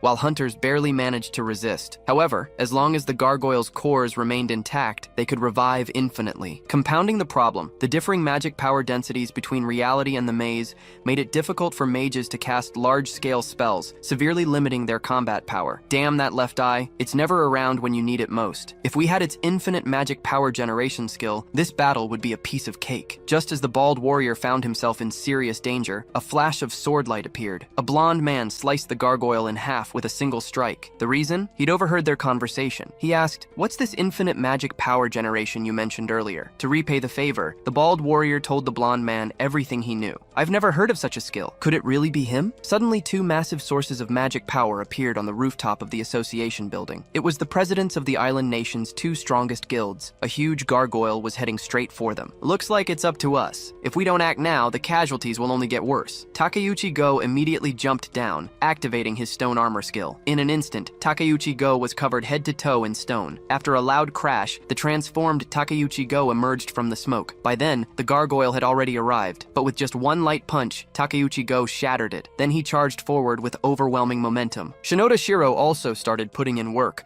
launching a magical bombardment. A brilliant magical energy impact struck the ground, clearing a path for Takeuchi Go to smoothly reach the boss. The boss swung its huge fist at Takeuchi Go, but Takeuchi Go didn't dodge. Instead, he raised his own fist to meet it head-on. One punch, then two. The boss's body gradually cracked. The next second, it shattered into fragments, revealing the red core. "I won't let that old man claim the boss for himself," he declared. With that, he crushed the core to powder. The maze riot was successfully quelled, but while they were still celebrating, the blonde man from before had already gathered some intelligence. Control F target Takeuchi Go doesn't use control keys. He's truly worthy of being the island nation's #1 guild president, quelling the maze riot in just a few minutes. Even without using control keys, useful information was still collected. I remember Control Plus should still be in the maze right now. I hope he didn't die in there. Meanwhile, to obtain the giant's heart, members of the Blood Tower Guild ventured into the depths of the hidden maze. Unexpectedly, countless zombies appeared. Too bad they were all small fry compared to the legendary sword. Kurosaki simply swung his sword once, eliminating them all. With the monsters cleared,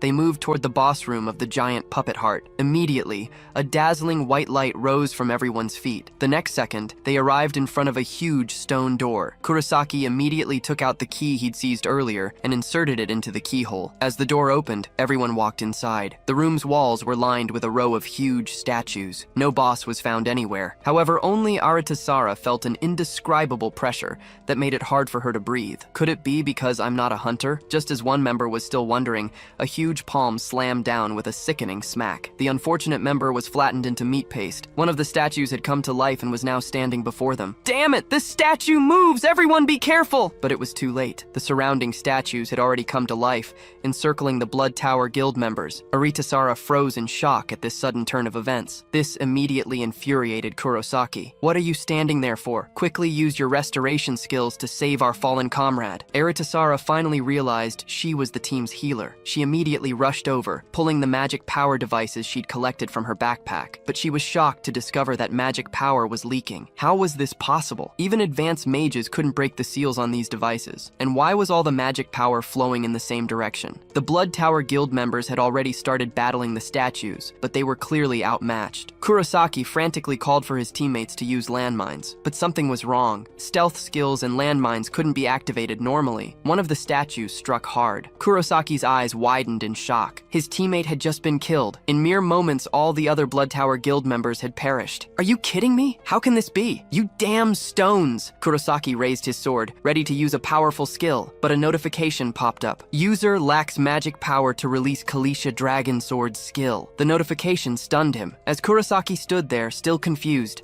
the statue's attack was already coming. Meanwhile, on the other side, Aritasara had followed the magic power flow to a platform. All the magic power was being absorbed by a cube in the center. What in the world was this thing? The moment Aritasara touched it, a huge ruby heart was revealed. Could this be the giant's heart? But why was it absorbing magic power instead of releasing it? Just then, the giant's heart suddenly reacted. Sensing danger, Aritasara immediately turned and ran, but it was too late. A red beam shot from the heart, piercing her waist. She fell to the ground in agony. The statue walked over, raising its blade high, and struck down hard. At this critical moment, Kurosaki used shadow movement to arrive just in time, blocking the attack for Aritasara. He immediately pulled out a high-grade healing potion, sprinkling it over her wound. Then he picked her up, planning to leave immediately. However, a notification sounded. The giant's heart has been activated. Now preparing for boss battle, the door began to slowly close. Kurosaki immediately tried to activate shadow movement, but another notification appeared. User lacks sufficient magic power to activate shadow movement skill. What kind of joke was this? How had his magic power vanished? If they didn't escape, they were dead. At this rate, they'd both be trapped here. Damn it, there was no choice. Kurosaki grabbed Aritasara, throwing her towards the exit with all his might. She slid roughly across the ground. Why did you choose to save me? As long as you're alive, you can restore everything, right? You idiot, I'm not a hunter. Where am I supposed to find that much magic power? When she opened her eyes again, she saw Sano appear before her. It was this guy. He seemed to be able to share his magic power with others, and Sano did exactly that, constantly transmitting magic power to her. If you have enough magic power, you should be able to heal your injuries, right? Aritasara stared wide-eyed at Sano in shock. How did he know about her skill? A few minutes later, a healed Aritasara sat quietly nearby, her hands bound. As a prisoner, and as the Blood Tower Guild's healer, she had suffered fatal injuries but recovered completely so quickly. We need to thoroughly investigate her background when we get back. What should we do now? We worked so hard to get here, but we can't even open the door. There's no choice. To open it from outside, we'd need a key. That means we'll be trapped here forever. Is this why so many people have gone missing? Nearby, Sano was actually still struggling with a thought. What should I do? I actually copied that key, but how would he explain it? He decided he'd just make something up. Sano then took out the key, but right at that moment, Aries stepped forward and gently touched the door with her hand. Surprisingly, her arm passed right through it. Both the door and Aries' robe lit up with identical runes. The next second, the door simply opened. It turns out the robe belonged to Aries' mother. It seemed to resonate with the door, allowing it to open. Nearby, Sano overheard their conversation. He realized Aries was indeed the key to this maze. He thought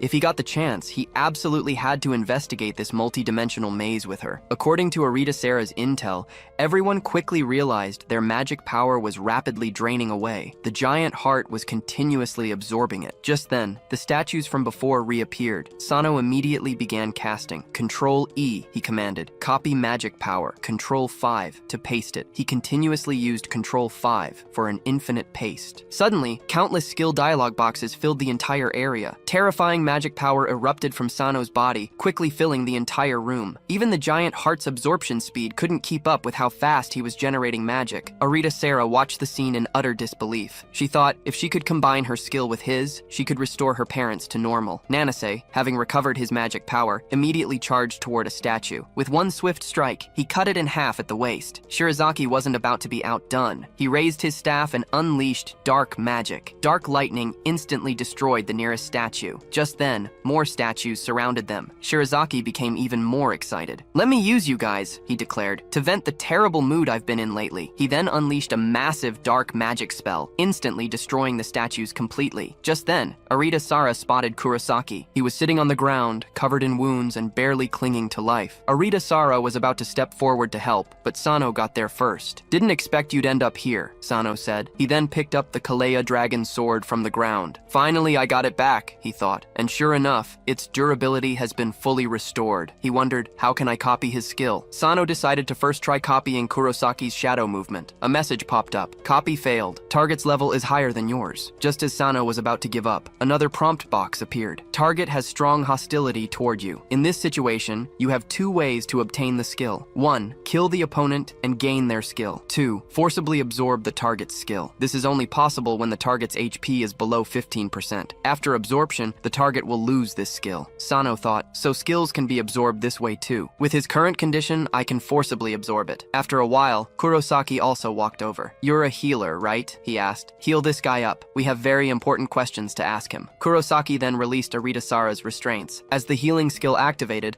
Kurosaki's arm began to regenerate. The next second, he awakened. Seems my decision wasn't wrong, Kurosaki muttered. Immediately, his hands were bound again. You better behave yourself, someone warned. Or don't blame me if I get rude. Understood. But first, we need to get out of here alive. This maze has only just begun. Suddenly, the giant heart on the platform unleashed another dazzling beam of light. Kurosaki quickly ducked to dodge it, then rapidly fled. The beam shot straight towards Nanase, instantly destroying the entire area around her. Seeing this, Shinoda Satoru rushed over. Just then, the heart fired another beam directly at Shinoda Satoru. At this critical moment, Little Stone raced forward at lightning speed. The next second, an explosion ripped through the air. When the smoke cleared, a figure emerged. Shinoda Satoru was completely covered in stone armor, which was Little Stone's transformed form. Nanase also stood behind him, looking disheveled. Someone exclaimed, "You two merged? You actually managed to level up in such a short time. No matter how many times I see it, it really looks like Master Takuchi's stone armor skill." Rewind half an hour. Kurosaki and Shinoda Satoru had been transported to a multi-dimensional maze. Kurosaki's powerful dark magic instantly eliminated the monsters there. They even dropped a large number of rubies, which Little Stone found very appetizing. With Kurosaki's permission, Little Stone sat down and began to chew voraciously. Just like that, Little Stone leveled up. Its status read, Snow Mountain Gargoyle, now at level 2, can grow up to level 10. It currently possesses Freeform Change LV2 and the ability to share senses with its master LV2. Little Stone, you're amazing. You actually leveled up. Back to the present, the giant heart's attacks grew increasingly fierce. They were so powerful that even Kurosaki's protective barrier eventually broke. These beams are made of high-density magic power. Ordinary defensive magic just can't hold up against them. Just then, a furious Nenny stepped forward. He showed no fear, directly swinging his sword to split the beam that was about to hit him. Because the beam's density is so high, it can actually be split with a sword. But even doing that, we still can't get close. Since I can generate infinite magic power, the giant heart will just keep absorbing it and firing beams. But if I stop generating magic power, our own magic will quickly be drained. It's a dead end either way. There's only one way left. Let me try my newly acquired skill, Shadow Movement. If I use its ability to move through spider silk shadows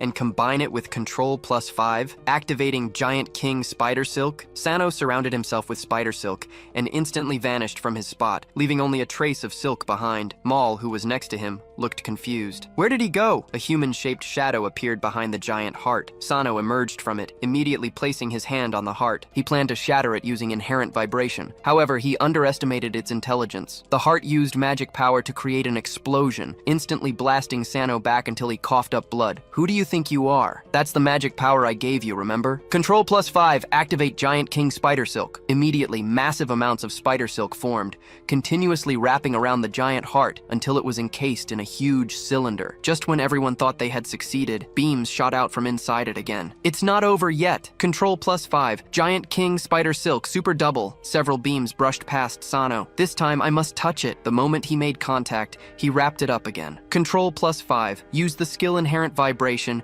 and use Resonance to destroy the target. As the giant heart shattered, a brilliant light shone forth. A system message popped up. You have destroyed the giant's heart. Maze conquest successful. The next second, countless level-up notification boxes appeared before his eyes. Sano looked at them with great joy. Congratulations! You have obtained this conquest reward. Giant's Heart, Level 1, Upgradable. Skill 1, can generate magic power infinitely. Skill 2, can absorb or store a certain amount of magic power. This is a continuously upgradable skill. Looking at the description, Sano suddenly felt this seemed useless to him. Then came another notification. Control C is upgraded. It can automatically copy copyable objects. objects. It can auto-copy. This is simply amazing. Sano-senpai, you're absolutely incredible. Don't get close to me. I don't like men. At this moment, Shirazaki walked over seriously. Congratulations on obtaining the giant's heart, he said. After we return, I'd like to talk with you. If you want the giant's heart, I can sell it to you at a high price. Shirazaki became extremely excited at the offer. After some rest and reorganization, Sano returned the Kalesia dragon sword to Ares. Suddenly, Maul stepped forward. Did you just use the Blood Tower Guild's advanced skill? He asked. You moved a great distance just now. Sano immediately broke out in a cold sweat. He quickly made up an excuse. I used spider silk to quickly pull myself over. Maul was about to say more, but Nene interrupted him. Asking about someone's skills is very rude, she stated. Let's go. We still need to hurry back and investigate these two people. As they walked, Kurosaki quietly spoke to Aritasara. It's time for you to repay the life-saving debt you owe me, he said. Go restart the maze. Are you sure? Aritasara asked. This is the last time. Is it because of that magic power kid? Kurosaki responded. Just don't forget the contract or I'll have a headache. The contract? Adam's oath. It's a permanent binding, meaning you can never betray your partner. As long as you have this, you can never leave me. Remember, your parents are in my hands. I used my own life to save you back then. Now it's your turn to repay me. This place should have enough magic power. Start now. The next second, magic power began gathering around Aritasara. She then activated her control skill. Sano saw this and immediately turned, shouting for everyone to leave quickly. The maze is about to be reset, he yelled. He then used shadow movement. He instantly appeared beside Aritasara, hoping to stop her. Why are you doing this? He asked. I'm sorry, she replied. As the magic power activated, the entire maze began undergoing earth-shattering changes. Shirozaki and Ares immediately deployed protective barriers, shielding everyone as they raced toward the exit. They successfully escaped just as the maze was about to close, reaching the city above and outside the maze. Just then, the maze exit completely closed. Shinoda Satoru anxiously shouted, "They're still inside!" Meanwhile, inside the maze, things hadn't completely reset. Kurosaki had already freed himself from his restraints. Holding his sword, he slowly approached, asking, "What's going on?" The maze didn't completely reset. This guy pulled me out while I was activating the skill, Aritasara explained. So the reset was cancelled halfway through, Kurosaki mused. I see. It doesn't matter anyway. The others are all gone, Kurosaki continued. As long as I can get the giant's heart, everything will be fine. Sano looked angrily at his opponent. He planned to use the giant king spider's skill. However, the next second, Sano stared in disbelief at a dialogue box that appeared. It read, "Cannot find object." What does this mean? Sano wondered. It's useless, Kurosaki explained. What was reset wasn't just the maze, it was you too. Hearing this, Sano immediately brought up his information panel. It showed, Sano, level 1, skill proficiency LV 1%. Both Control C and Control V had returned to their initialized state. Wait, what's this? Sano noticed. His panel also showed, unconfirmed object has been copied, can be pasted. The next second, a sword light flashed. Blood splattered. Kurosaki directly slashed Sano, severely wounding him. Goodbye, little brat, Kurosaki sneered. He then swung his sword down again. Just then, another sword blocked Kurosaki's attack. It was Maul, who had also been left behind. However, Maul didn't seem to be a match for Kurosaki. Kurosaki smiled evilly. After several rounds of fighting, Maul was quickly defeated. Kurosaki delivered a hard kick, sending him flying. Kurosaki rushed forward, poised to deliver a fatal blow to Maul, but Sano threw himself in the way,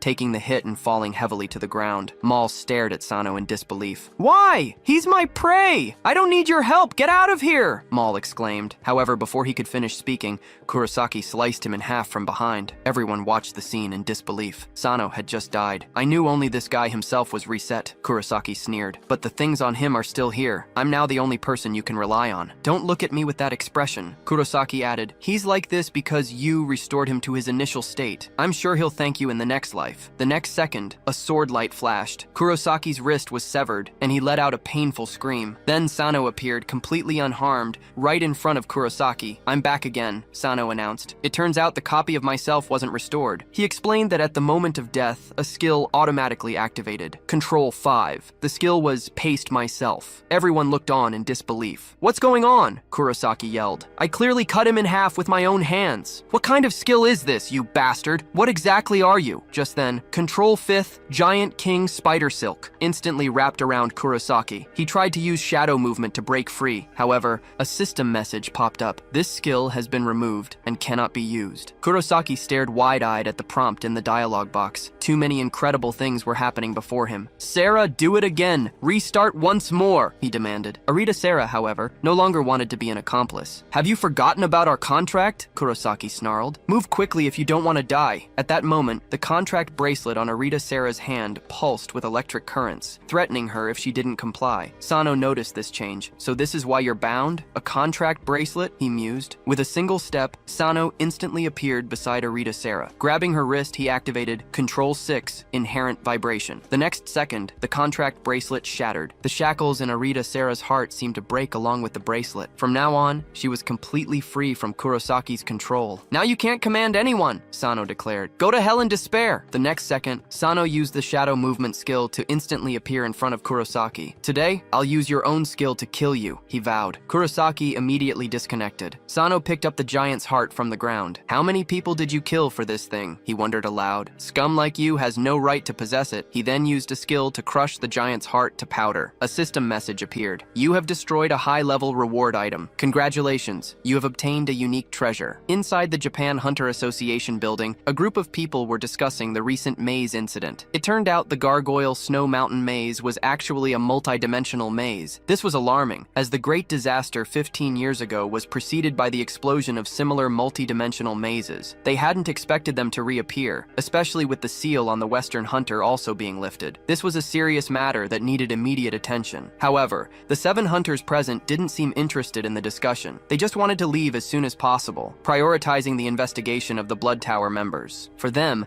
multi-dimensional mazes were an unsolvable problem at the moment. This dismissive attitude really angered Takushi Tsuna. He scoffed. "How impressive! Do you think we did nothing while you were away?" He then stood up and walked directly towards Sano. "I heard you conquered the maze. If you have such ability, why have I never heard of you?" he pressed. "Who exactly are you?" Sano calmly replied. "I'm just a hunter. What are you planning to do?" he continued. "We not only conquered the maze, but also discovered a very dangerous multi-dimensional maze. While it might not be a groundbreaking achievement, it certainly doesn't warrant this kind of treatment. Don't you agree, Master Takushi Tsuna?" Takushi Tsuna narrowed his eyes. "You're interesting. Knowing my identity and still daring to speak to me in that tone." In an instant, he activated his stone armor skill. The ordinary people nearby immediately panicked at the sudden display of power. Fortunately, the Hunter Association president was there and quickly intervened to calm the disturbance. Takushi Tsuna reluctantly backed down and left the meeting room. The scene then shifted to the Hunter Association president's office. The president explained, "I was once a member of the Great Sage Guild myself, but I left for certain reasons." He then added, "I represent all hunters in thanking you for your contribution this time." Sano was clearly happy to be recognized by President Tomiwa. Next to Sano, Aries stated his intention to return to the International Hunter Association to report the matter. Mal, however, announced she planned to stay here for a while. "I plan to quit the International Hunter Association," she declared. That night, everyone gathered at Sano's home. Sano asked, "What are you all doing at my house so late?" Mal replied, "I'm no longer a member of the International Hunter Association. I have nowhere else to stay, so I'll just borrow a spot at your place for a while." "Mole, why are you doing this?" Sano pressed. "I'm very sorry, but I can't tell you," she answered. Someone else chimed in. "I came to play with Sano-senpai." Then another said, "I'm only here to convey Arita Sara's request. Don't lump me in with them." They explained that Kurosaki was still in a coma because Arita Sara refused to use her healing skill. Once Kurosaki woke up, she would be transferred to prison for interrogation. Arita Sara herself was currently being held in the Hunter Association's interrogation room. She had maintained complete silence, with her only request being to meet Sano. They also mentioned that Arita Sara was a member of an idol girl group. "I think she was forced into it," someone speculated. "I destroyed her contract bracelet, so she shouldn't have any more ties to Kurosaki." Sano decided, "I'll go to the association to see her later." He then turned to another guest. "By the way, Master Shirazaki, why are you also in my room?" Shirazaki replied, "I'm here for only one reason." However, Mal, standing beside him, quickly interrupted. "If you want the giant's heart, don't even think about it. Hunter Sano already destroyed it in the maze," Mal declared. This statement shocked everyone in the room. "Are you crazy?" someone exclaimed. "Why would you destroy such a rare item?" But the very next second, the giant's heart suddenly appeared in Sano's hand. Sano calmly explained, "What I destroyed in the maze was actually fake." He thought to himself that it was just a copy, though it was practically indistinguishable from the real thing. Mal stared in disbelief at the heart in Sano's hand. "That's impossible," she insisted. "I can confirm that what was destroyed at the time was the real heart." Both Shirozaki and Nanase immediately offered astronomical prices to obtain the giant's heart. Shirozaki's astronomical offer of $20 billion, finally closed the deal. Later that night, Sano was happily contemplating the fortune that was soon to be his. He wondered, if I just used my skill to copy a bunch of giant hearts and auction them on the overseas black market, I'd be instantly rich. The thought made him incredibly excited. What a great haul this was. His level had already reached over 300, and he'd also received a unique reward. The item was currently sealed, but it could be unsealed by injecting magic power. Curious, Sano immediately injected a large amount of magic power into it. Suddenly, a triangular item appeared. It was a dimensional fragment, 1/5 of the whole. If you collect all the dimensional fragments, you can synthesize a dimensional key. This key will open the door to any dimension. These fragments also had the ability to attract each other. Sano looked at the item with confusion. This thing seems useless right now, and what's worse, it can't even be copied. How am I supposed to collect the other fragments? Just then, Maul walked in. There's something I need to confirm with you, he said. Maul then drew his long sword. Sano immediately panicked at the sight. What are you doing? Sano cried, but Maul didn't answer. Instead, he raised his sword to strike. He plunged it towards Sano's heart, and blood spurted out. 15 years ago, during the Great Disaster in Europe, a terrifying giant beast rampaged through the city. It was a lower horned dragon, level 500 plus. Its abilities were said to be equivalent to higher horned dragons. This monster was fire attribute, so mages were advised to use ice magic against it. A mage flew forward. After several flips and dodges, he reached a spot behind the lower horned dragon. Raising his magic circle,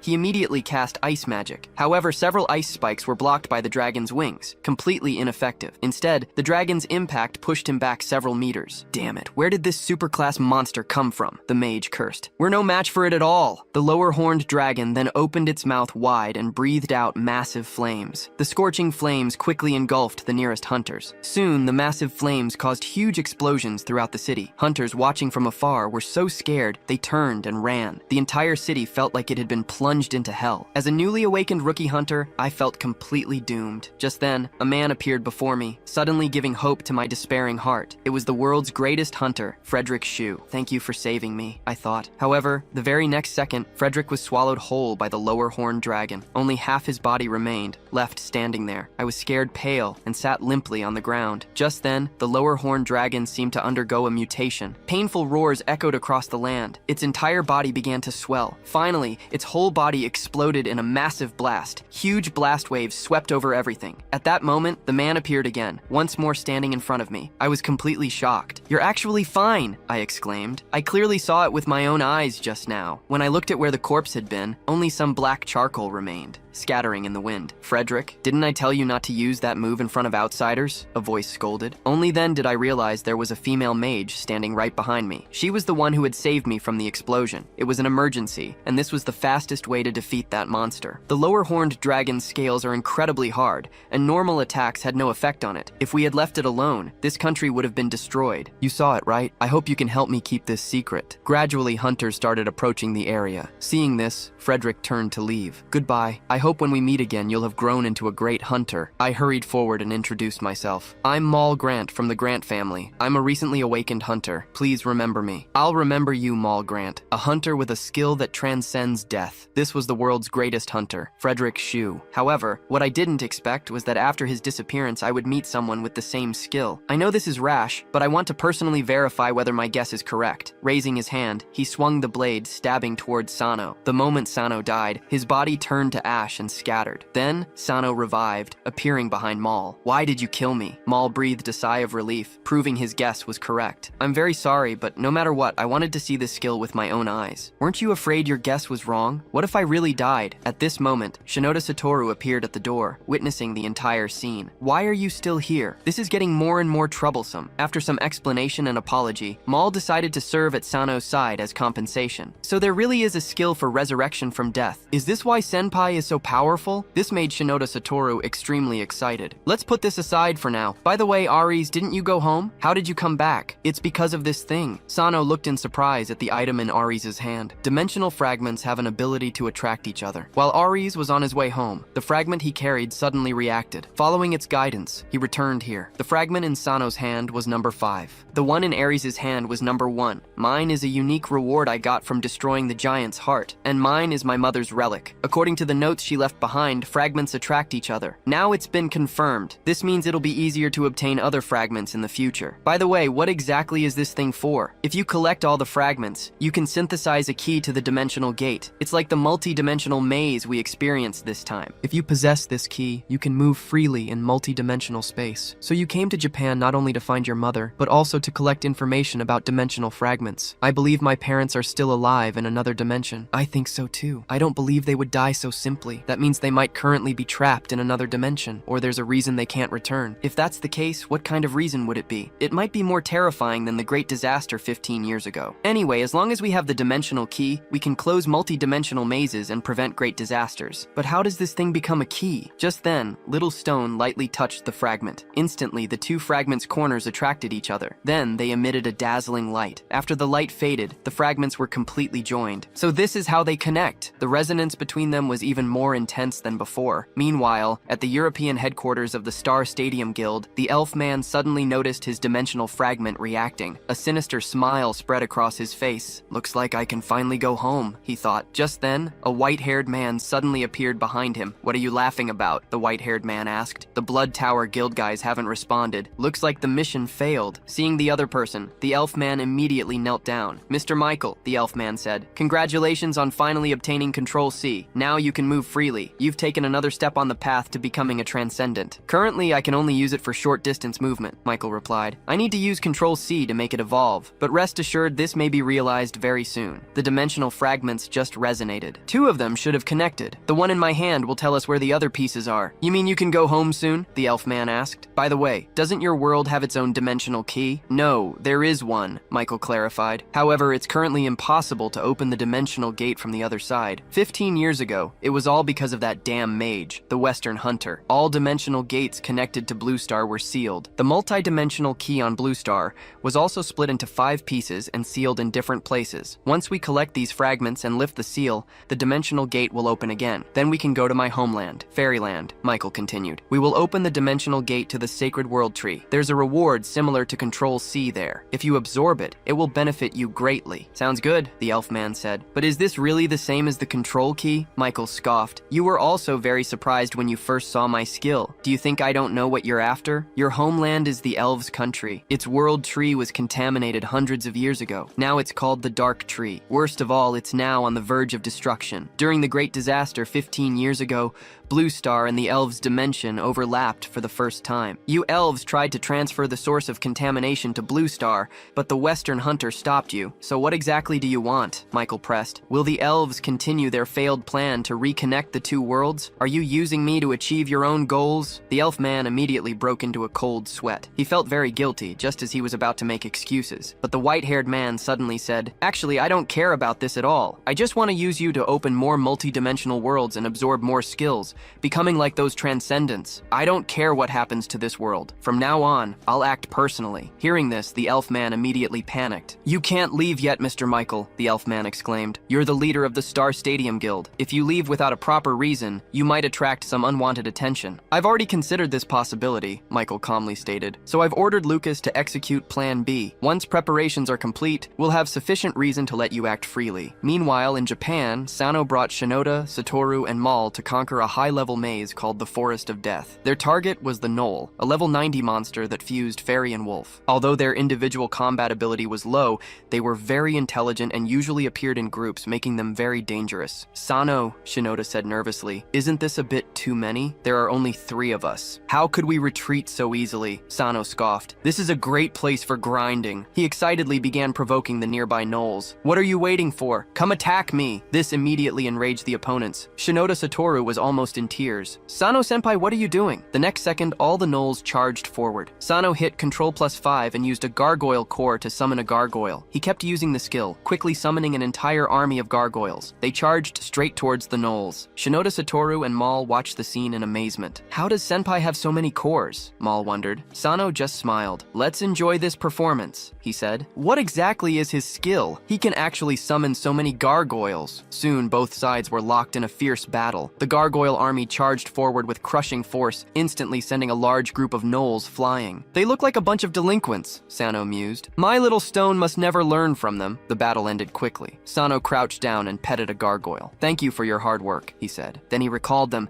and opened his system inventory to check something. I don't have enough space to create a gargoyle squad, he muttered. Forget it. I don't want to think about it right now. It's time to go see Arita Sara. Soon, a Mercedes G-Class was speeding down the road. Didn't expect you to have a car, one of his companions remarked. Yeah, this is a birthday gift my dad bought me, Sano replied. Oh, right, his companion thought. I almost forgot this guy is the prince of the Great Sage Guild. They would soon reach the Hunter Association's interrogation room. Inside, only Arita Sara sat quietly. She hadn't eaten for 3 days. No matter what they asked, she remained silent, only saying she wanted to see Sano. Can our conversation be kept private? Sano asked. I'm very sorry, an officer replied. Given the nature of this investigation, we cannot meet your request, Sano thought. Then I'll just have to try using Control Plus to undo it later. He brought a cup of water inside. Thirsty, right? We'll talk after you drink, Sano said. Arita Sara glanced at him, then picked up the cup and drank it down. You want to know what my skill is exactly? She asked. It's no secret. My skill is infinite mana generation, she revealed. If you can help me, I'll cooperate with your investigation. But before that, I need to confirm something. You have the ability to restore everything, called Control Plus, right? She asked. Yes, a cursed ability, Sano confirmed. I knew I wasn't the only one cursed, she mused. Sano realized, in other words, I can copy and paste her skill. That means I can copy and paste any control skill in the future. The conversation inside surprised those listening outside. Restoration, curse, Control Plus. What were they talking about? They wondered. Do such skills really exist? That girl's skill isn't healing, it's restoration. No wonder the durability of the Tylesia dragon sword recovered, someone realized. Arita Sara continued. My parents are in a coma. I need a massive amount of mana to restore them, and you're the only one who can provide such enormous mana. Please help me, she pleaded. Understood, Sano replied. I can provide however much mana you need. In exchange, I need you to... He placed his hand on her handcuffs. Everyone outside looked puzzled. What was Sano trying to do? The next second, an explosion sound rang out. Sano activated. Control-C, copy target skill, Control Plus. However, unexpectedly, the system prompted that copying was impossible. Sano was confused. Why was this? He wondered. I've thought before that there might be skills that can't be copied, but I never expected to encounter one today. Damn it! Why am I so unlucky today? Arita Sara stared at her hand, which he was gripping tightly. She felt bewildered and asked, What are you doing? Sano then realized what he was doing and quickly let go of her hand. Suddenly, a red dialogue box popped up. It read, Control-C skills. Special skills cannot be copied. However, if you eliminate the target, you can absorb it. Meeting this condition allows you to copy the skill normally. Sano felt extremely depressed after seeing such a cruel rule. I can't just kill someone for a skill, he thought. Is there no other way? Maybe I could wait until she dies of old age and then absorb it? Outside, everyone watched, puzzled by what was happening inside. What was Senior Sano doing? Nanais couldn't watch any longer. She quickly asked what was going on inside. Sano quickly replied, Sorry,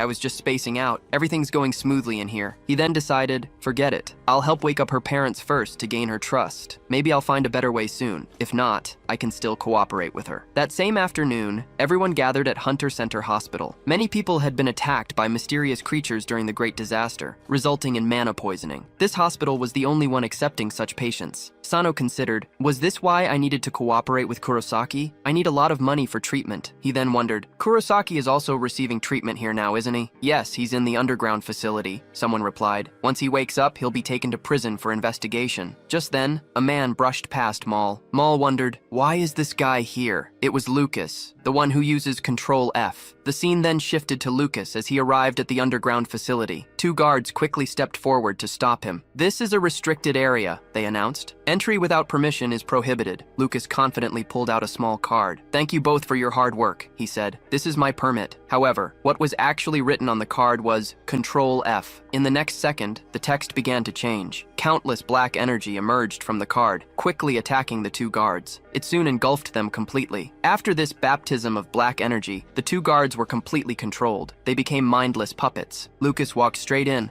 making his way to Kurosaki. Then he took out a strange orb. Its surface was wrapped in purple leaves, and it continuously emitted black energy. Lucas, there's something only you can do, a voice stated. If the Blood Tower Guild fails, I want you to deploy this throughout City C. Lucas saw this thing and instinctively felt disgusted. He quickly stepped back. This is a fruit brought from my homeland, the voice continued. A fruit from a contaminated world tree. Using this fruit as a barrier, we can open a subspace. You might not know what subspace is, the voice added. Let me show you now. now. The scene before Lucas's eyes then filled him with terror. The elf-man's fruit had already opened a portal. The space above was torn open, revealing a terrifying giant beast inside. Back in the present, Lucas looked at the purple fruit in his hand. He thought, that guy wants to turn the entire city into hell. Damn it, I need to save people first. They are too closely related to my family. Now isn't the time to back down. Upstairs in the hospital room, Arita Sarah's parents had successfully recovered. Shinoda Satoru was moved to tears by this heartwarming scene. Nene suddenly had some ideas after witnessing this miraculous skill. Is restoration truly more powerful than the strongest healers? I need to find a way to keep this girl in the association. By the way, where did Maul go? Meanwhile, in the hospital corridor, Lucas had already awakened Kurosaki and was leading him out. Just then, a system dialog box popped up in front of Lucas. It read, "Detected a control skill user nearby." Kurosaki was surprised to hear this. He wondered if Sarah was coming to see his parents, and was that other guy with her too? Suddenly, Maul appeared behind them. "Lucas, it really is you. I almost didn't recognize you. And Kurosaki, you're actually awake.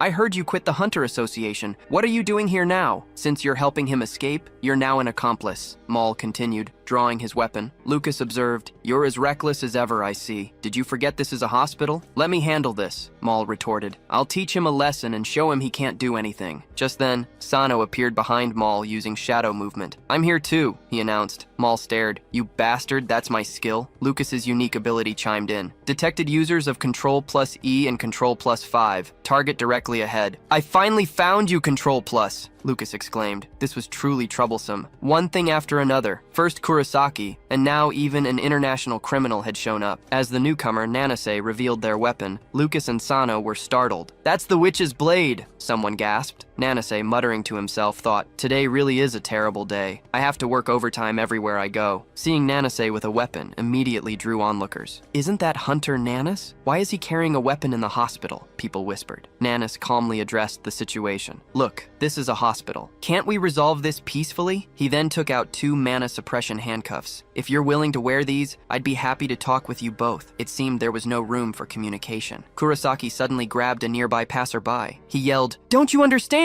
Everyone here is my hostage. Can we resolve this peacefully now?" However, the next second, Nanase delivered a powerful kick. Kurosaki was sent flying, crashing hard into the corridor wall before spitting out a large amount of blood. Seeing this scene, Lucas broke out in a cold sweat. He thought, that attack was too fast. I couldn't see it clearly at all. Nanase then turned to Lucas. "Lucas, you should be different from Kurosaki, right? Can we resolve this peacefully?" Lucas glanced at the unconscious Kurosaki, debating, should I use that thing? He then looked at Nanase. "I want to know why you chose me?" Nanase explained. "This is dark magic power, produced by the contaminated world tree. Normal people would be poisoned by it, but you're different, aren't you? You're the same as the Blood Tower Guild's leader." "You mean, Kurosaki is also," Lucas began. "Yes," Nanase confirmed. "He uses dark magic power to operate his skills. Feel free to use it. Inject your dark magic power and let these contaminated world tree fruits bloom." Lucas sighed. "I'm very sorry. I'm the same as Kurosaki. I can't resolve this peacefully with you." He then drew a sword from his space. "I'll do whatever it takes to take him away." That sword is the prayer sword. Lucas belongs to country-wise Holy Knight family. They possess a sword passed down through generations. This weapon is said to be the world's only holy sword,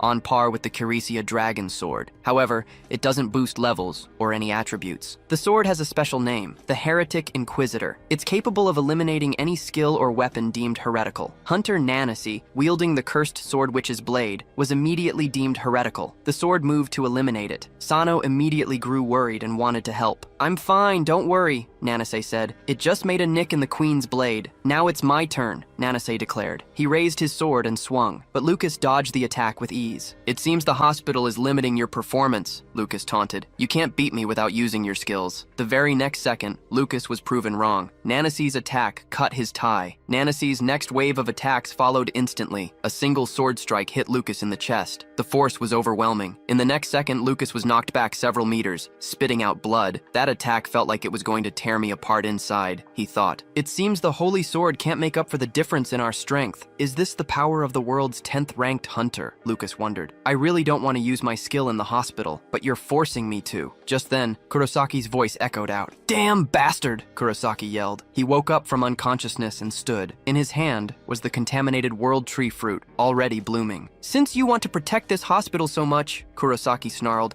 I'll turn everything to nothing. He then thrust the world tree fruit into the ground. Stop it! This is a hospital, someone cried out. Kurosaki smirked. You're going to place it at key locations in City C anyway, so let me put one in the hospital too. As massive amounts of dark magic power poured out, everything around them began to corrode. This is dark magic power, someone realized. Only those with dark skills possess it, but this amount is a bit much. At this rate, everyone in the hospital would suffer mana poisoning. Damn it! Sano exclaimed. He immediately used shadow movement. Sano instantly appeared behind Kurosaki, wrapping him in spider silk. Too late! It can't be stopped! Kurosaki laughed. The world tree fruit had been in flower form only a second before. The next second it began to spread and grow wildly. Everyone had to dodge. Its thick branches rampaged through every corner of the hospital. In an instant, it formed a small world tree, riddling the entire hospital with holes. Ordinary people inside were suddenly in crisis. Sano and the others quickly began rescue operations. Are you okay? Please evacuate here with the others as quickly as possible, they urged. Patients who could move did so, but many others couldn't. Though they were helping with the rescue, the entire hospital was now filled with demonic energy. At this rate, everyone would suffer mana poisoning. Now there's no other way, Sano realized, except to restore the hospital. Thinking this, Sano immediately used shadow movement to search for Aritasara. At a rubble site, Koichi and Shinoda Satoru were busy rescuing civilians. Sano then teleported directly behind Shinoda Satoru, who informed him that Aritasara's room was surprisingly intact. When they reached the room, they found its entrance blocked by thick ice walls. Ares had cast this ice barrier magic to protect the area. However, it hadn't been enough to stop the demonic energy from seeping through. Once the ice walls shattered, Sano and the others quickly entered. He explained the dire situation to Aritasara. The entire hospital had been ravaged by the enemy, who used a massive tree to spread demonic energy everywhere. Sano believed the fastest solution was for Aritasara to use her skill and restore everything. Aritasara readily agreed, stating that with Sano's infinite mana, restoring everything would be no problem. The scene then shifted, showing everyone standing before the giant tree. This tree is even more massive than I imagined, Sano commented. Someone asked, where did it come from? It was Kurosaki, came the answer. He escaped and released this thing. Everyone was surprised by this revelation. The speaker, likely Aritasara, added, he knew my parents were still in the hospital, yet he still did this. He doesn't care about their lives at all. Then let's begin, Sano said. He immediately started transferring massive amounts of mana to Aritasara. She, in turn, placed her hand on the tree's trunk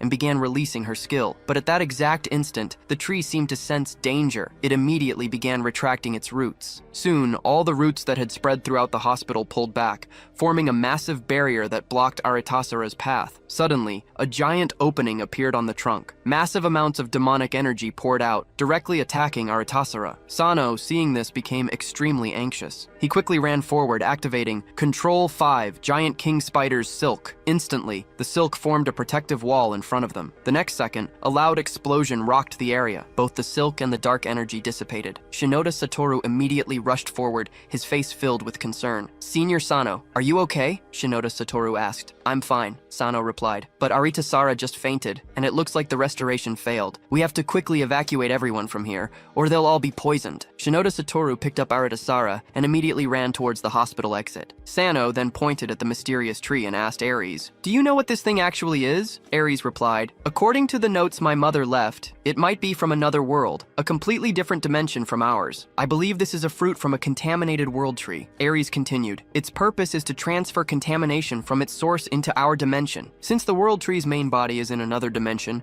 simply restoring it to its original state won't work here, he added. These fruits can also serve as barriers. The enemies will likely plant them all around City C. Sano was extremely shocked to hear this. A terrifying catastrophe is about to come, Sano realized. 10 minutes later, at the hospital entrance, rescue teams had evacuated a large number of casualties. Magic hunters were desperately trying to use purification magic to eliminate the pervasive dark demonic energy. However, no matter how much they purified, they couldn't eliminate it. Hunter Association President Fuwa and Takuchi Tsuyoshi soon arrived on the scene. It really is a contaminated world tree from another dimension, one of them commented grimly. Even seeing it with my my own eyes. It's hard to believe, the other agreed. Nanase still bears great responsibility for this incident. I never thought Kurosaki could escape from the world-famous hunter Nanase. If Lucas was also involved in this, the first speaker added, then we'll have to demand an explanation from the International Hunter Association. Just then, the ground suddenly shook violently, and no one knew what was happening. A hunter immediately ran anxiously toward President Fuwa. Reports from the North District confirm a second world tree has sprouted. Damn, Kurosaki acted quickly once again. Now 2 mysterious towering trees stood in the city. These trees continuously emitted black demonic energy. Anyone who inhaled it would be immediately poisoned. Because of this, the areas around both giant trees were quickly designated as restricted zones. Personnel in nearby areas immediately began evacuating. The roads were packed with evacuating vehicles. Records showed these trees originated from contaminated world tree fruits from another world. The black demonic energy itself stemmed from that otherworldly world tree. These 2 trees acted as conduits, continuously transmitting black demonic energy to Blue Star. In this situation, there's no way they can catch us at all now. By the way, I didn't expect you to be so ruthless. You actually used black magic on ordinary people for brainwashing. People contaminated by you become puppets, completely at your command. Hearing this, Lucas became extremely angry. Shut up! This is all because of you! Don't be angry. I'm complimenting you. They're looking for us everywhere now. But as long as I'm with you, we'll never be discovered. I'm sure they'd never think we'd be hiding in a police car. 3 more locations. Let's hurry. Meanwhile, back in the Hunter Association president's office, Sano and his group were discussing countermeasures. So 2 or 3 more identical trees will appear, and then they'll surround the entire city to form some kind of barrier? Yes, at least that's what's recorded in my mother's notes. The same kind of tree appeared during the Great Disaster 15 years ago. These contaminated trees act as both barriers and gates. When the time comes, large numbers of contaminated monsters will appear. Could this be related to the Great Disaster from 15 years ago again? I remember our car was attacked by the roots of this tree back then. My father drove desperately, trying to escape with me. Damn, is this the same thing mentioned before? Who would unleash this in the city? Despite his father's best efforts, driving at maximum speed, they couldn't avoid the tree roots attack.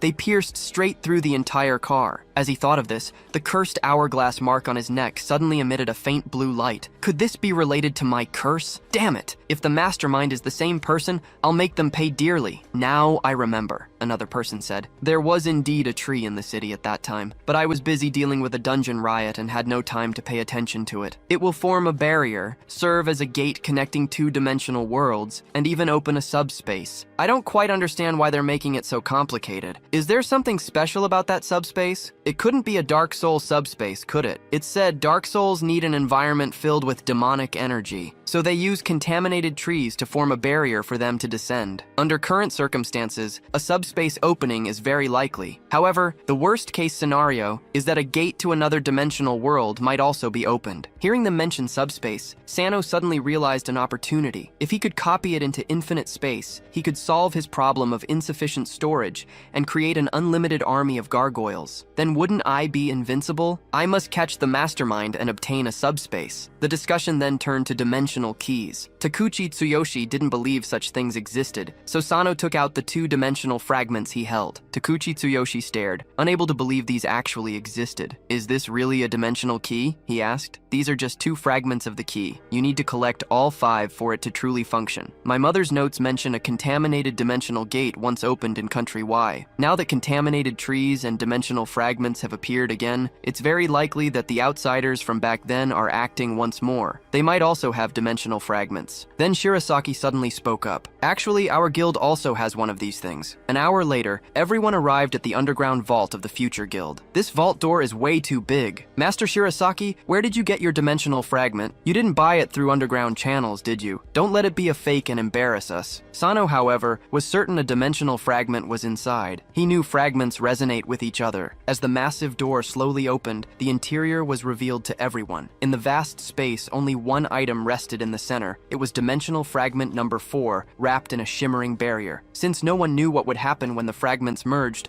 only Sano and Shirasaki went inside. This decision actually pleased Takuchi Tsuyoshi. He thought, if you accidentally open some strange dimension, I'll make you pay for it. The door closed behind them as Sano and Shirasaki approached the fragment. Can't you tell me where you got this? Sano asked. Shirasaki replied, stop talking nonsense and let's get to work. Once you combine them, immediately enter my barrier. Sano scoffed. You don't need to be so careful. I've already merged them once before, so don't worry too much, he added confidently. Besides, I can use movement skills to escape instantly. The moment Sano touched the fragment, the barrier around it shattered. The dimensional fragment immediately glowed with a dazzling light. What's happening? Sano wondered. A huge explosion echoed through the room. Fortunately, Sano teleported away just in time. Otherwise, he would have been finished. He thought, I never imagined the fragment would automatically emerge from space and combine itself. He realized, if just the third fragment combining could produce such power, what will happen when the fourth one comes? Sano mused. Meanwhile, Shirasaki saw the teleportation skill Sano had just used and became furious. Who exactly are you? He demanded. Sano replied, I'm Sano. What's wrong with you? But in the very next second, Shirasaki grabbed Sano's throat. How can you use the highest level forward movement skill? Shirasaki snarled. What are you going crazy about? Sano retorted. Shirasaki pressed. Tell me, why can you use dark skills without using dark magic power? Sano thought, damn it, how should I explain this? Should I reveal my secret? He quickly tried to explain, I can't use dark magic power. But Shirasaki didn't believe this nonsense. He raised his staff and cast black lightning directly at Sano. Sano thought, damn it, why can't I activate shadow movement? Shirasaki sneered, wondering why you can't use your skill? That's because black lightning is the only skill that can stop shadow movement. I've been suspicious of you from the beginning, he continued. Tell me, who exactly are you? What really happened between you and Kurosaki in the Snow Mountain? Is this all part of your plan? Sano cursed internally. Damn it, how should I explain this? I shouldn't have come in alone with him. Sano knew he had no choice. I have to do this, he thought. Then, he activated Control Copy Giant King Spider Silk. Instantly, countless silk threads shot out,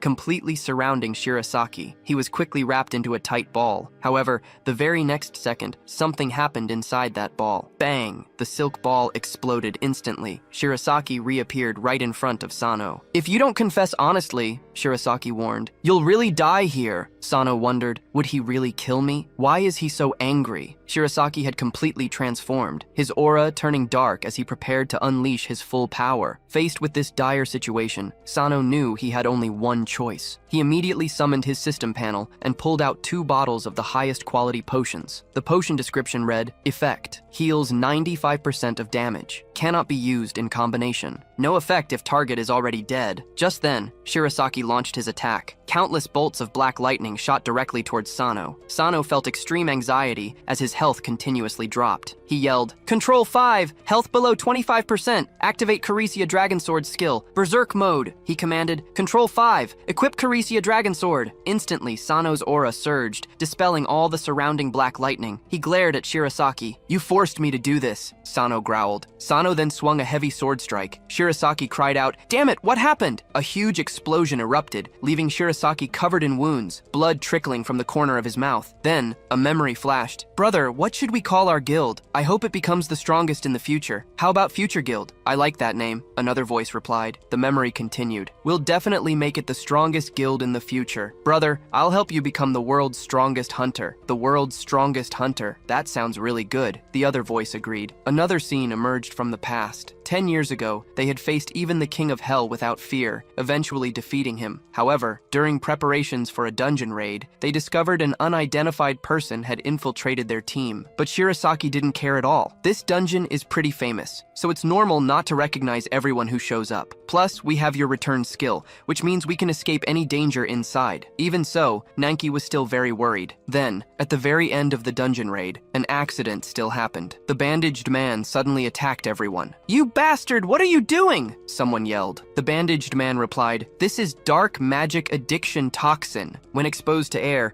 people's minds will slowly become contaminated. Soon, they'll turn into low-level monsters, even worse than ghouls. He then demanded, Give me the antidote quickly, or I'll kill you. You must have gotten the final reward from this dungeon raid, the shadow movement skill. Give it to me, and I'll tell you how to save your brother. He added, Without dark magic power, though, that skill is useless. With no other choice, Shirasaki handed the skill over. the man continued. The ancestral sword glory from the Cooper family of Country Y. This is the only way to keep you from being poisoned. What? You won't give me the antidote? You bastard, Shirasaki yelled. The bandaged man just laughed. There's no antidote for dark magic addiction. Oh, and by the way, this dungeon is a moving dungeon. Once it's successfully raided, the dungeon moves on, and this entire place collapses. You bastard! You never intended to let us go from the beginning, Shirasaki shouted. Goodbye, little guy, the bandaged man said. As he left, the dungeon began to collapse. Nanki, holding something, said, "This is something I found in the boss room earlier. I don't know what it is, but it's definitely not ordinary. Brother, I can't continue walking with you." No. As Nanki's return skill activated, Shirasaki found himself alone back in the guild office the very next second. He was grief-stricken, shouting up at the sky. Back in the present, 10 years have passed since that day. I've searched every dungeon, but I never found that moving dungeon again. I know the chances of my brother still being alive are low, but even if it's just his remains, I have to bring him back. No wonder he's called the Dungeon Otaku. Just now, that was thanks to the Dragon Sword's effect. This is also why I studied dark magic power and dark skills. I don't care about the International Hunter Association's rules at all. Most dark skills should have been destroyed long ago. Shadow movement is an even rarer skill. Probably only that bandaged man can still use it. So, you wanted to ask how Kurosaki and I learned it? Fine, I'll tell you. No need, someone interrupted. You just used the Carisia Dragon Sword, right? I don't think Ares would give that to you. I roughly know your skill. It's similar to theft, right? Just like the sword, you stole the shadow movement skill. I'm very sorry for misunderstanding you. So you're just someone who uses thief skills. Shirasaki retorted, if you're going to apologize, can you remove the word thief? He then added, once the dimensional key collection is complete, I want to join you. Meanwhile, on the other side, Kurosaki had just planted another contaminated world tree. After resolving the misunderstanding,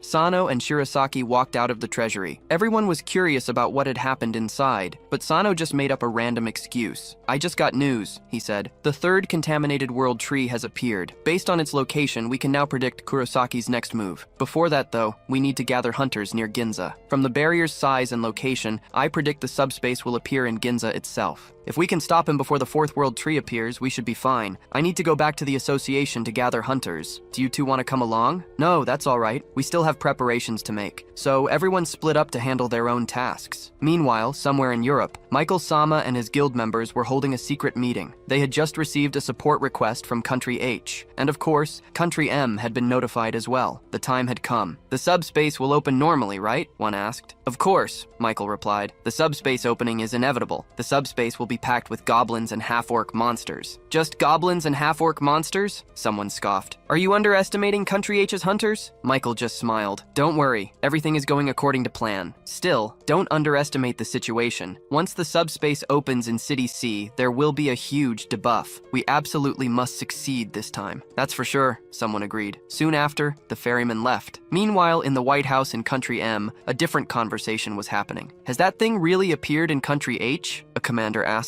Yes, an aide confirmed. It first appeared in Country Y 15 years ago. These entities, they come from the same dimension as the Dark Souls subspace. This situation is incredibly dangerous for us. If a direct passage between the two worlds opens, it could mean the end for everyone. I heard the International Hunter Association has already sent people to support them, another official noted. Just then, the secretary nearby received an urgent phone call. Commander, she announced, there's a video call from the Hunter Association. After getting approval, the TV screen was immediately turned on. An anxious face appeared. Mr. Commander, the person on screen began. We've encountered big trouble. Things might be getting out of control. According to our reports, the Rattlesnake Guild's plane is already flying towards Country H, the commander exclaimed. You mean Turner is going too? He paused, then added, Turner carries most of the guild's special equipment. He's like a nuclear bomb that could explode at any moment. I just hope he doesn't act recklessly. This is no longer just Country H's problem, the commander stated gravely. Select the best group of hunters and send them there for immediate support. With that, the scene shifted back to the third contaminated world tree. Lucas stood far away on a rooftop, silently watching the colossal tree. Just like Kurosaki said, he thought to himself, I'm now the same as him. A heavy sigh escaped him. Even though it was to protect my family, all of this, it's because of me. It all started the day he gained the skill, Control F. Instantly, various information from the media flooded his mind. It was a torrent of people's resentment and hope. He could even feel the consciousness and death of monsters. For an entire week, he nearly lost consciousness and couldn't do anything at all. Finally, in desperation,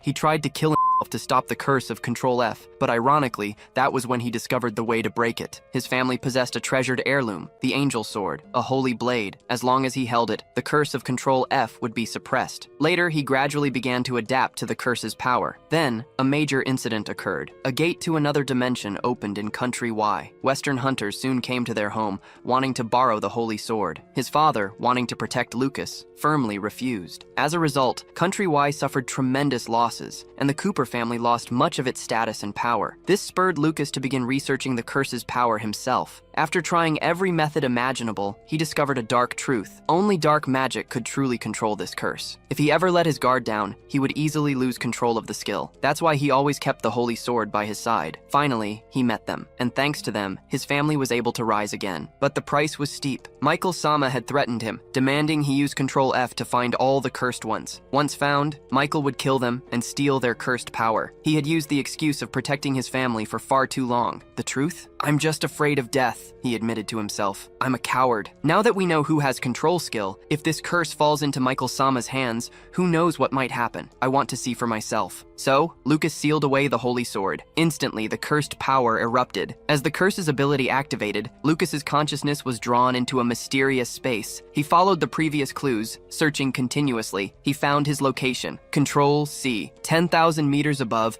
a plane was flying toward the island nation. Inside was Turner, the world's #1 hunter. Boss, if we're going to the island nation, why are we taking a plane like this? Richard, did you forget our guild's motto? Of course I haven't forgotten. Once you let your guard down, danger can strike suddenly. I understand what you mean. I'll be more careful next time. 15 years ago, during the Great Disaster, I was already an A-rank hunter. I almost died. In the end, it was the Western hunters who saved me. Not long after, a transcendent being from another dimension granted me a skill. Soon, I became the world's #1 hunter thanks to that skill. After that disaster ended, Scion entrusted this to me for safekeeping. Turner held a multi-dimensional fragment, #2, glowing with golden light. This is the first time in 15 years it has resonated. What exactly is happening in the island nation? I must uncover the truth behind all of this. Meanwhile, above Ginza in the island nation, the demonic energy grew increasingly dense. Hunters were all rushing to this location. The pollution concentration was highest here,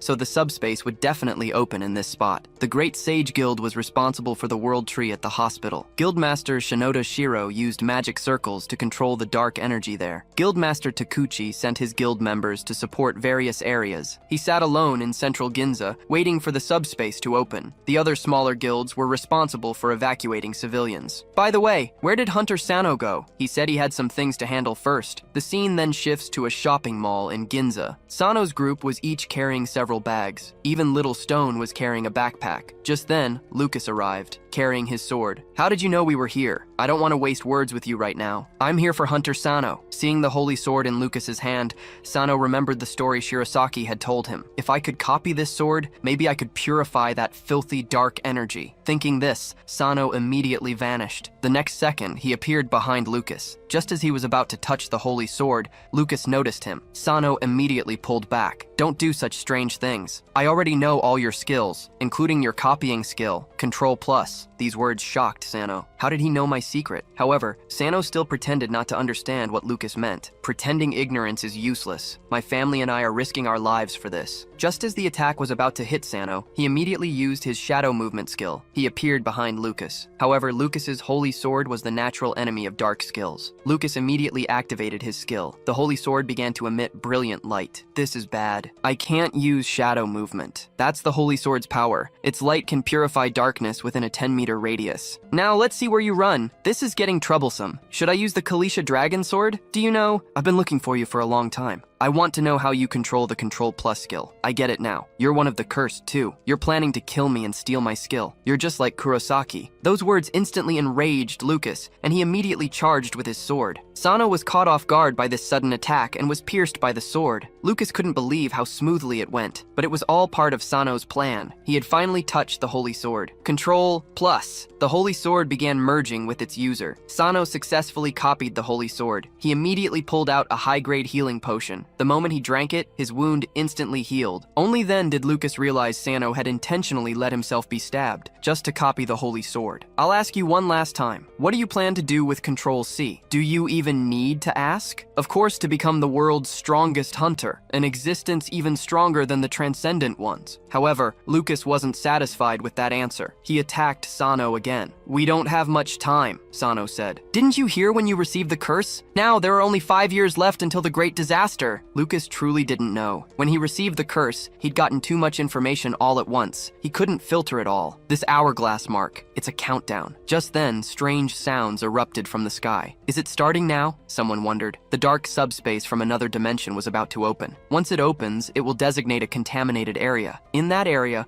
all hunters' HP and MP will decrease by 30%. On top of that, the use of ordinary magic skills will be restricted. If this subspace fully opens, this city will become a living hell. The elf's mission was complete. Should I go back to report? Someone thought. Just then, countless black lightning bolts struck down toward Kurosaki. Shirosaki arrived, along with Ares. You can't leave because you're about to die here. Too bad you're too late, Shirosaki scoffed. The subspace opening can't be stopped. This city is finished. That's fine by me, Shirosaki continued. My target is you. Besides, the subspace's negative effects won't affect me. You think you're the only one unaffected by negative debuffs? Kurosaki retorted. With that, he pulled a long sword from thin air. Let me show you what real dark magic looks like. Meanwhile, the scene shifts to the Hunter Association. All hunters received a system notification about the subspace opening. I've never seen such ridiculous debuffs, one hunter exclaimed. Restricting magic skills? How are we mages supposed to fight? Several mages tried casting spells, but none could activate. Suddenly, a massive tornado erupted from the city center. Then, a huge spatial rift appeared before everyone's eyes. Then, a figure stepped out of the spatial rift. This newcomer was the mastermind behind everything. It looks like everyone's here. The show is about to begin. The hunters below were puzzled. What's going on? A subspace this big, and only one elf appeared? Wait, everyone looked down. Countless monsters poured out of the subspace. Their sheer numbers sent everyone into a panic. Are you kidding me? Can we possibly handle this many? One hunter exclaimed. The mastermind spoke again. I've been patient for 15 years. Everyone, vent to your heart's content. Immediately, all the monsters began to charge. But a bald man stepped forward to greet them. Think you can win with just numbers? You underestimate us. With that, Takuchi activated his stone armor. He began throwing heavy punches at the approaching monsters. He declared, I don't need magic to activate my stone armor. Dealing with them one by one is too troublesome. Come at me all at once. Takuchi's provocation instantly enraged the monsters in front of him, but the very next second, they were torn apart by a powerful force. Master Takuchi is so strong! Let's go help too! With that, the two armies clashed. Hunter Nanase also rushed to the scene, joining the fray. Meanwhile, on President Fua's side, monsters were actually closing in on him. Just as they were about to strike the guildmaster, President Fua pulled out a giant shield and blocked their advance. The giant shield perfectly blocked all the monster's attacks. Then, he raised it high and swung it down. He directly cut the monster in front of him in half. The sheer power of the attack even cleaved through the monsters behind it. This giant shield acted just like a sword. Even without using any skills, its power was immense. While these giant monsters were easy for President Fua and Master Takuchi to handle, they proved too difficult for the other hunters. There were simply too many enemies. If this continued, everyone would be in grave danger. At that moment, Nanis found herself targeted by monsters. A giant bird swooped down, but Nanis dodged just in time. This was a boss griffin, level 150, known for ambushing enemies. It was actually a boss-level monster. Are we really seeing boss-level monsters this soon? One hunter wondered. The griffin itself isn't the terrifying part. The real danger lies in the flames it breathes, which won't extinguish until they burn their target completely to ash. And with our recovery skills sealed, Nanes thought, if anyone gets hit by those flames, they're finished. I have to stop it before it breathes fire. However, the very next second, terrifying flames erupted from the griffin's mouth, streaking straight for Hunter Nanis. Nanis gasped, "This is bad. I'm going to be engulfed by these flames." Just then, a figure suddenly flashed in front of her. The very next second, massive flames engulfed them both. But from within the inferno, President Fua held up his giant shield, splitting the flames cleanly in two. "Hunter Nanase, this guy is yours. Cut off its head. You need to stop it from breathing more flames." Hunter Nanase immediately charged toward the monster after receiving the command. The griffin saw this and breathed flames again, completely surrounding the area. But this alone couldn't stop Nanase. She leaped high. She swung Witch's blade down hard at the griffin's head, but it surprisingly dodged. Then it raised its giant claw, preparing to stomp down. Nancy quickly raised her blade to block. Damn! I didn't expect this giant bird to be so agile. Just then, the griffin suddenly sensed danger. It immediately flew into the sky to avoid the attack. It was President Fua attacking again. I think I made things worse. Now that it's in the air, it's even more troublesome to deal with. The griffin could breathe flames even from high in the sky. Nanace, stay behind me. However, Nanace advanced instead of retreating. Guildmaster, cover me. I can definitely take that guy down. President Fua smiled slightly. Then he threw the giant shield with force. Nanace used the shield in midair to jump again, landing on the griffin's back. She raised the witch's blade and swung it down hard. The next second, the griffin's head was severed. It crashed heavily to the ground. But then they discovered the griffin's corpse was continuously leaking dark magic. They had finally defeated a boss-level monster, but it was making the dark magic even denser. It seemed the higher a monster's level, the more magic it released after death. On the battlefield, hunters couldn't use their skills, and they were being pushed back by the monsters. We can't continue like this. Bring out your trump cards. A mage pulled out a magic scroll, and a magic circle appeared from it. The powerful force instantly cut the monsters to pieces. However, magic scrolls were one-time items that disappeared immediately after use. Well done. That power was incredible. Don't celebrate too early. I don't have many magic scrolls left. Just then, a red-clothed hunter behind them suddenly coughed blood, writhing in pain. Ikenaga wanted to help, but the next second, he too painfully coughed blood. What's happening? It's contamination. The more monsters we kill, the more dark magic leaks from their corpses. Now we're suffering from magic poisoning. Too bad you only realize this now. It's too late. Every monster in this dark subspace has been infused with a dark aura. When they die, they release contaminated magic. You thought killing them would make you safe, but their deaths will ultimately kill you. Enjoy yourselves. There are countless monsters still inside this subspace. Ikenaga looked at this scene in despair. Was the island nation finished? Just then, a familiar voice came from behind. Stand up! It's not over yet. This is just the beginning. Sano's group arrived at the battlefield carrying large and small bags. Ikenaga was surprised to see Sano. He was about to ask why when Sano quickly handed him a healing potion. Drink this first, Sano urged. Don't worry, Sano said. Leave everything to us from now on. Ikenaga couldn't believe it. Is this still the Sano I know? He wondered. Sano then opened his system panel. First, let me deal with this terrible debuff, he declared. He activated Control-E Magic Infinite Copy. The next second, countless magical energy emanated from Sano. Hunters who had been unable to use their skills suddenly found their powers returning. President Fua also noticed the drastic changes happening around him. Even though the subspace's debuff hadn't fully disappeared,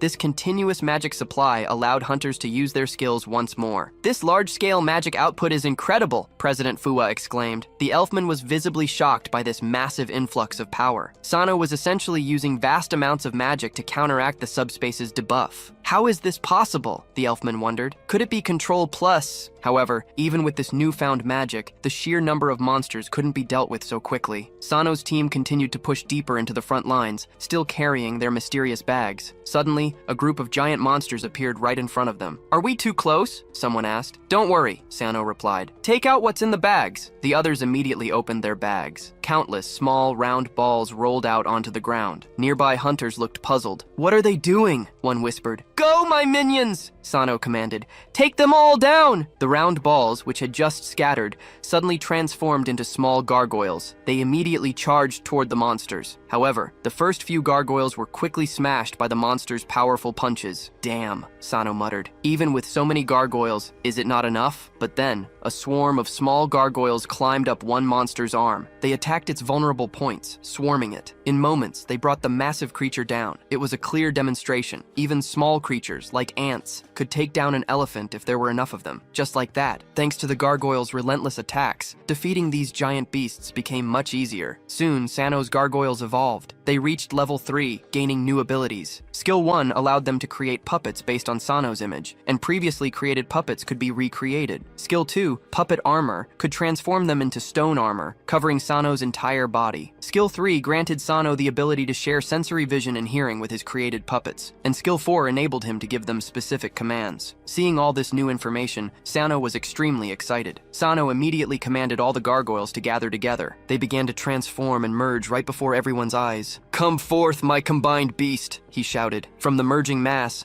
a massive stone dragon rose from the ground. It flapped its mighty wings and soared directly into the sky. Other hunters watched this incredible scene in complete disbelief. "Am I seeing things?" someone gasped. "The gargoyles actually became a flying dragon." Other dragons already in the sky immediately noticed this new stone behemoth. They wasted no time, breathing massive flames directly at the stone dragon. In an instant, the stone dragon was completely engulfed in fire. It was instantly incapacitated. The other dragons saw this and quickly flew towards it. They struck the stone dragon directly on its head. The stone dragon crashed heavily to the ground, shattering into countless pieces. Everyone felt sorry for it, but then the pieces transformed into small stone dragons. They quickly reassembled and attacked the dragon in the sky. The dragon in the sky saw this. It breathed scorching flames again. The small stone dragons were immediately engulfed by the fire. Their bodies began spinning rapidly, blocking out all the flames. The next second, the small stone dragons burst from the fire. They instantly pierced right through the dragon. The small stone dragon's speed didn't decrease at all. Soon they had taken care of all the dragons in the sky. This massive amount of experience instantly made me level up several times. Hunters nearby watched this scene in shock. Now we could focus on the monsters on the ground. I activated auto hunt mode. Lucas, standing nearby, stared in shock at the pile of dragon remains on the ground. "Is this the true power of control?" he wondered. "It feels like it's exceeded the curse's power. Has the curse even been purified?" Just then, Sano appeared behind Lucas. He wanted to ask who had opened the subspace. However, Lucas couldn't risk his family and refused to betray them. No matter what, he wouldn't. "Let me tell you, the real chaos hasn't even begun," he said. Just then, the ground beneath them started to crumble. Countless vines erupted from the ground, instantly wrapping up Sano. Lucas was lucky enough to dodge them, but the vines didn't give up. They attacked Lucas again. After another dodge, he immediately drew his holy sword, planning to purify them. Unexpectedly, his hands and feet were bound. Then his entire body was swallowed. The whole area quickly became covered by vines. "Damn, what are these vines?" he thought. "And they just keep moving. Someone must be controlling them." Looking up, he saw an elf man floating in the air. Why would an elf appear in our dimension, he wondered. Master Shirasaki pursued them all the way here. However, he found his black lightning couldn't harm the elf. "Don't you understand?" the elf taunted. "I've already overcome the corruption of dark magic. Like this." He attacked Master Shirasaki. The black magic at his sword tip touched Shirasaki's shield. The shield instantly dissolved and shattered completely. Even though Shirasaki dodged backward immediately, a wound was still carved on his face. "Not everyone can do that," Shirasaki muttered. The dark magic around the elf grew even denser. How did he manage to use such massive magic, he wondered. "I suspect my black lightning was absorbed by him." The next second, Kurosaki swung his sword forcefully. A massive wave of sword energy shot toward Ares and Shirasaki. Both quickly dodged to the sides. This strike directly split the building in half. "Now your mortal skills are all useless against me," Kurosaki declared. Just as he was about to attack again,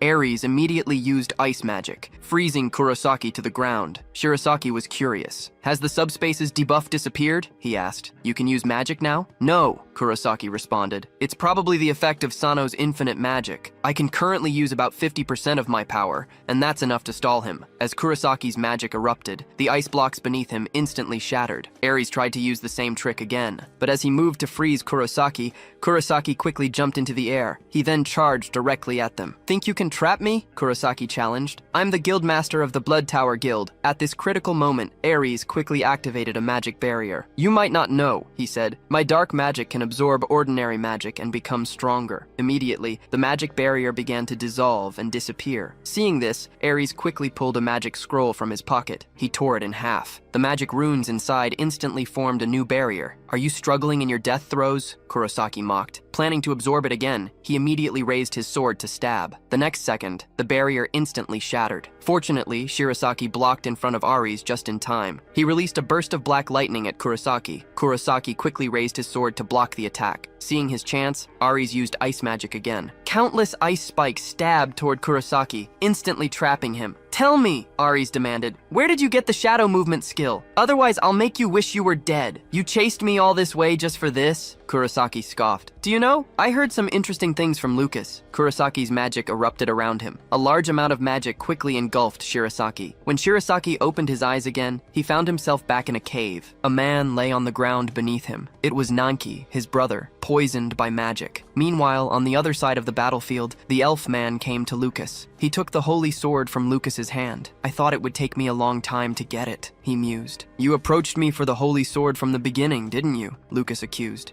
No, the elf man replied. Your Control F ability is also essential. It can help me quickly find Control C. If the Holy Sword's power combines with Control C, I might be able to save my world. Let me tell you something, he continued. In the elf world, some elves are cursed, and I'm one of them. What? Michael, you're also cursed? Lucas exclaimed. So you want to steal Control C? Unfortunately, Michael admitted. While I'd like to do that, I can't absorb curses from another dimension. The original plan was to have me kill you, so your curse would transfer to me. Lucas was furious. So, they had planned to abandon him from the start. Just then, a voice came from behind Michael. I think I heard something interesting. Sano suddenly appeared. He raised his sword for a sneak attack, but it was blocked by vines. So you copied the shadow movement skill, Michael observed. He then curled the vines to attack Sano. It's you, isn't it? Sano retorted. The one who opened the subspace and threw this city into chaos. Control 5. Giant King Spider's Spider Silk. Instantly, countless spider silks surrounded Michael. Is this your cursed copying skill? How ridiculous, Michael scoffed. His body sprouted several vines to protect him. Such things can't hurt me. Do you really think so? Sano challenged. Immediately, the spider silk sprouted countless spikes. It then continuously wound and contracted around the vines. Soon, the silk crushed them. Michael jumped back the moment the vines shattered. You not only merged your skills, but you also strengthened them. Is this your strongest curse? Sano teleported behind him once more. What's wrong? Scared of my skills? Michael dodged Sano's attack again. Yeah, but that just makes me want to steal it even more. That's exactly what I wanted to say. Sano quickly reached out to touch him,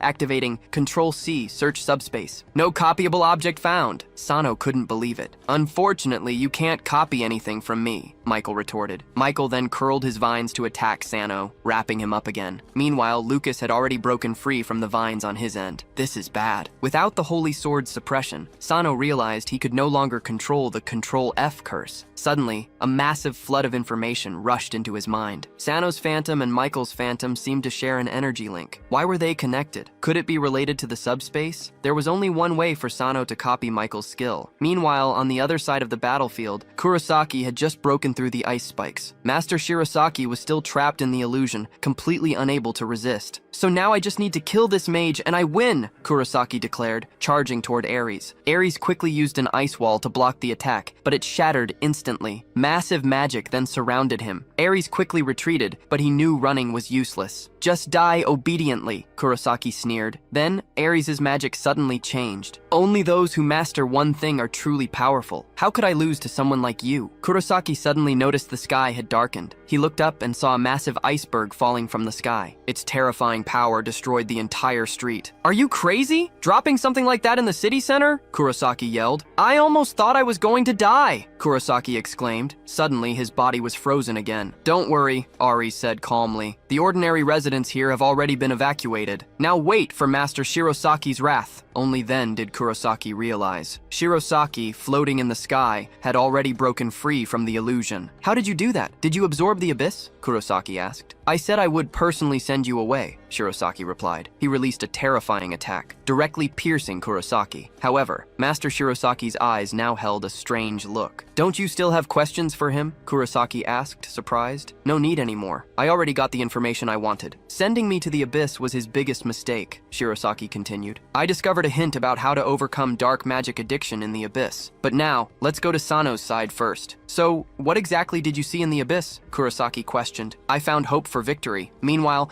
on Sano's side, the battle continued. Sano immediately vanished. He then reappeared behind Michael, swinging his sword, but Michael blocked it with the holy sword in his hand. Your teleportation skill is too annoying, Michael remarked. Let me help you seal it. Michael stabbed the holy sword toward Sano's feet. Instantly, the shadows beneath Sano were dispelled. There, now you can't teleport anymore. The next second, Michael sent out vines, trapping Sano once more. Sano was instantly ensnared, unable to escape. Michael raised his sword for a strike. Sano quickly brought his own blade up to block, but his long sword shattered on impact. No way! It looks like ordinary swords won't cut it here. Control 5.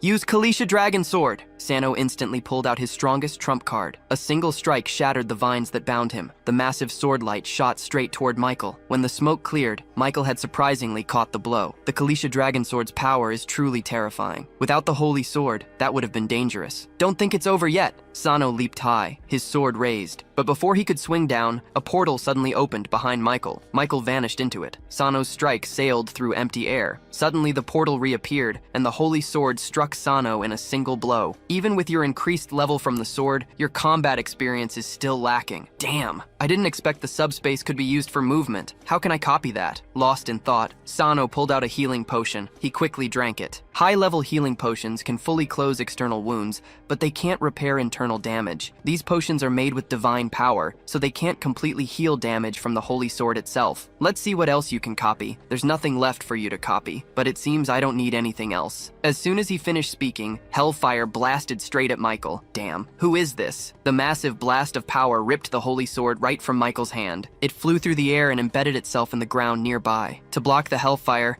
Michael immediately summoned vines. He barely managed to hold them back. It was Hunter Nanus, arriving just in time. Are you okay? Thank you so much. You came at the perfect moment. Thanks to your gargoyles, most of the monsters are down. Master Takuchi is also on his way. At that moment, the holy sword, which had been nearby, flew back into Lucas's hand. Michael, I'll make you pay. Your flames are impressive, but how long can they last? He then sent several vines to attack Nana's. My hellfire isn't afraid of your broken tree roots. Is that so? Then how about this? The next second, countless vines suddenly sprouted up around Hunter Nana's. They instantly surrounded her. In this situation, using hellfire would only hurt her. However, the next moment, all the vines were sliced into pieces by the witch's blade. I don't only know hellfire! While Michael's attention was on Nana's, Sano seized the opportunity. He teleported behind him for a sneak attack. A massive slash instantly engulfed her, but once again, she dodged it using her subspace ability. Looks like I need to get serious to deal with all of you, she said. She waved her arm, and the ground beneath Nana's and Sano began to crack. Soon, flower buds emerged from the earth, continuously releasing dark magic. Seeing this, Hunter Nana's immediately unleashed hellfire. She intended to burn them all away. However, as the flowers burned, even more dark magic spread. The magic these flowers released was 10 times stronger than anything from the pollution tree. Just touching it would cause contamination. And even worse, attacking the flowers would only spread their spores further. Damn, I should have copied the holy sword instead of shadow movement, Sano thought. At this critical moment, Lucas, who was nearby, activated the holy sword skill. He instantly purified all the surrounding dark magic. Both Sano and Nanus looked at him in surprise. They couldn't believe Lucas would actually help them. This unexpected action instantly enraged Michael. Meanwhile, Missile unleashed a barrage of vines to attack Lucas. You betrayed me first, Missile snarled, so don't blame me for being ruthless. As Lucas pressed his attack, he quickly closed in on Missile, launching his sword technique, prayer thrust. Countless sword lights stabbed toward Missile, but his vines blocked them. They were then slowly pushed into his subspace. Do you think you can defeat me with the power of the holy sword? How naive, Missile taunted. Is that so? Lucas replied. Normally, yes. But I discovered your subspace is part of the dark spirit, right? I'm curious what will happen when a holy sword pierces through it. The next second, the holy sword struck Missile's subspace,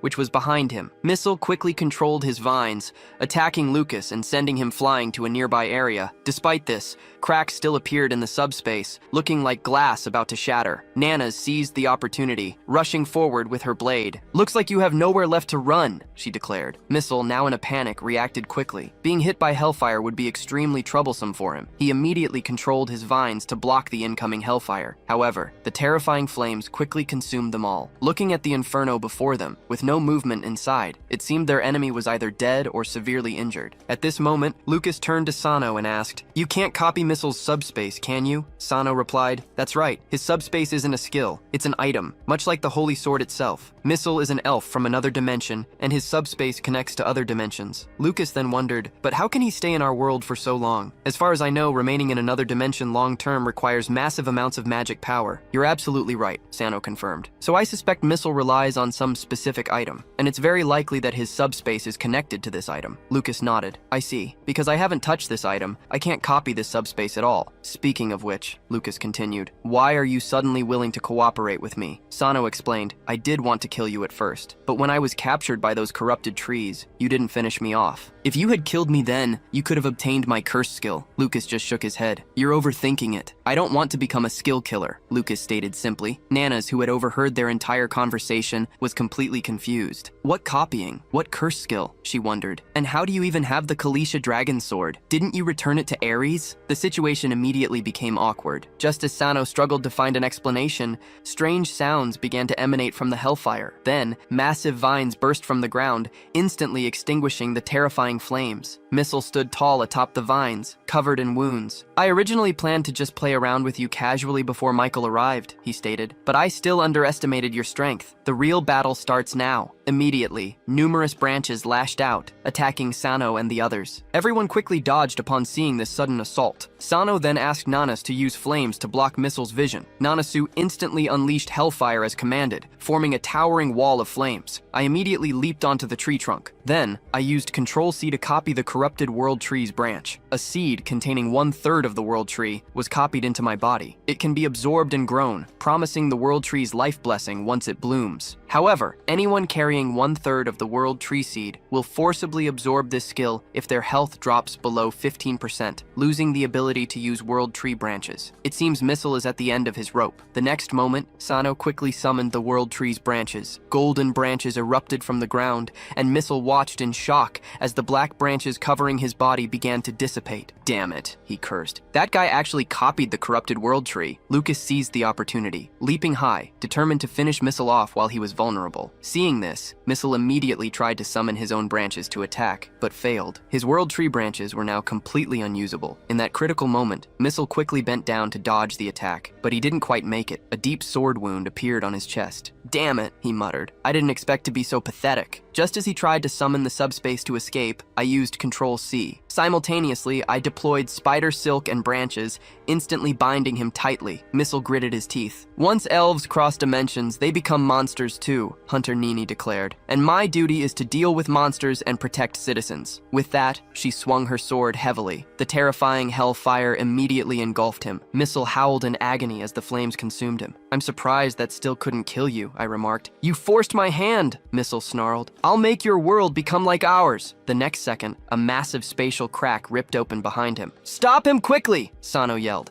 If he succeeds, the entire world will be in danger. He immediately recognized the massive spatial crack as the subspace's true form. Not wanting to miss this opportunity, Sano quickly charged toward Missile. His sharp sword, wrapped in golden light, pierced right through him. With tremendous power, Sano then charged into the subspace, dragging Missile along. This sudden turn of events left both Nanasu and Lucas stunned, unable to react. Inside the subspace, Sano found himself in a new dimension. The surroundings were pitch black, seemingly empty. Sano immediately crouched down, preparing to use his copy skill. Control-E. He tried to copy the subspace. A message appeared. Subspace is an item linking to another dimension. Cannot be fully copied. This left Sano confused. Could it be copied or not? Another message appeared, forcibly stripping the dark subspace from the target's body. A dimension key is required to use this space. Sano quickly pulled out the key and found it worked. He used Control-E. The system declared, upgraded to level 3, then upgraded to level 5. Now all copied items and skills could be stored in the subspace, ignoring compatibility restrictions. Great, he exclaimed. Now I can finally copy the Holy Sword. Meanwhile, Missile, still bound, began to tell his story. My homeland and Greece were both pushed to the brink of extinction, he revealed. This subspace was stolen from the fallen elf king Grammar. So, to get the complete subspace, I need to defeat him? Sano asked. Defeat him? Missile scoffed. He single-handedly brought my homeland to the brink of extinction. Before he could kill me, a dimensional door fortunately opened, and I barely escaped, arriving in this dimension. I sacrificed everything to bring this subspace here. Wait, Sano interjected. How did you turn it into an item? I used that dimension's curse, Missile replied. This revelation immediately shocked Sano. Another dimension also had curses? My curses are different. I was just as surprised as you when I found out this dimension also has curses. The problem is, I can't absorb curses from this world. I'm curious if your Control-C can copy them. So, my curse is your real target. If Michael kills you, just press Control-E. I'll immediately open the dimensional door connecting both worlds. That way the Elf King Grammar will descend here. If not for Saigon, he would have come here 15 years ago. Why are you telling me all this? Because you're about to die. Just as Sano was processing all this, a giant claw suddenly struck out at him. Fortunately, Sano reacted quickly, barely avoiding disaster. He looked in terror at the monster before him. It was actually a giant dragon. How was it in the subspace? This thing didn't look easy to deal with. If it got out, they would be finished. As Sano kept dodging the dragon's attacks, a brilliant light suddenly blocked its advance. Lucas was here too. You should have copied the subspace already, right? Lucas asked. This dragon was brought in by Missile. It's been corrupted by demonic energy. Leave this to me, Lucas declared. You quickly get out and close this space. However, just as Lucas finished speaking, the dragon roared. It broke free from the Holy Sword's restraint, sending Lucas flying hard. Lucas fell unconscious, and the Holy Sword slipped from his grasp. Seeing this, Sano quickly stopped. He shot Spider Silk toward Lucas. Meanwhile, in the outside world, Hunter Nanais received an experience notification, but she had only just fought with Missile, not actually killing any monsters. So, it seemed beings from other dimensions were indeed treated as monsters. Around this time, all the hunters gradually arrived. They stared at the spatial crack before them, discussing how to handle it. However,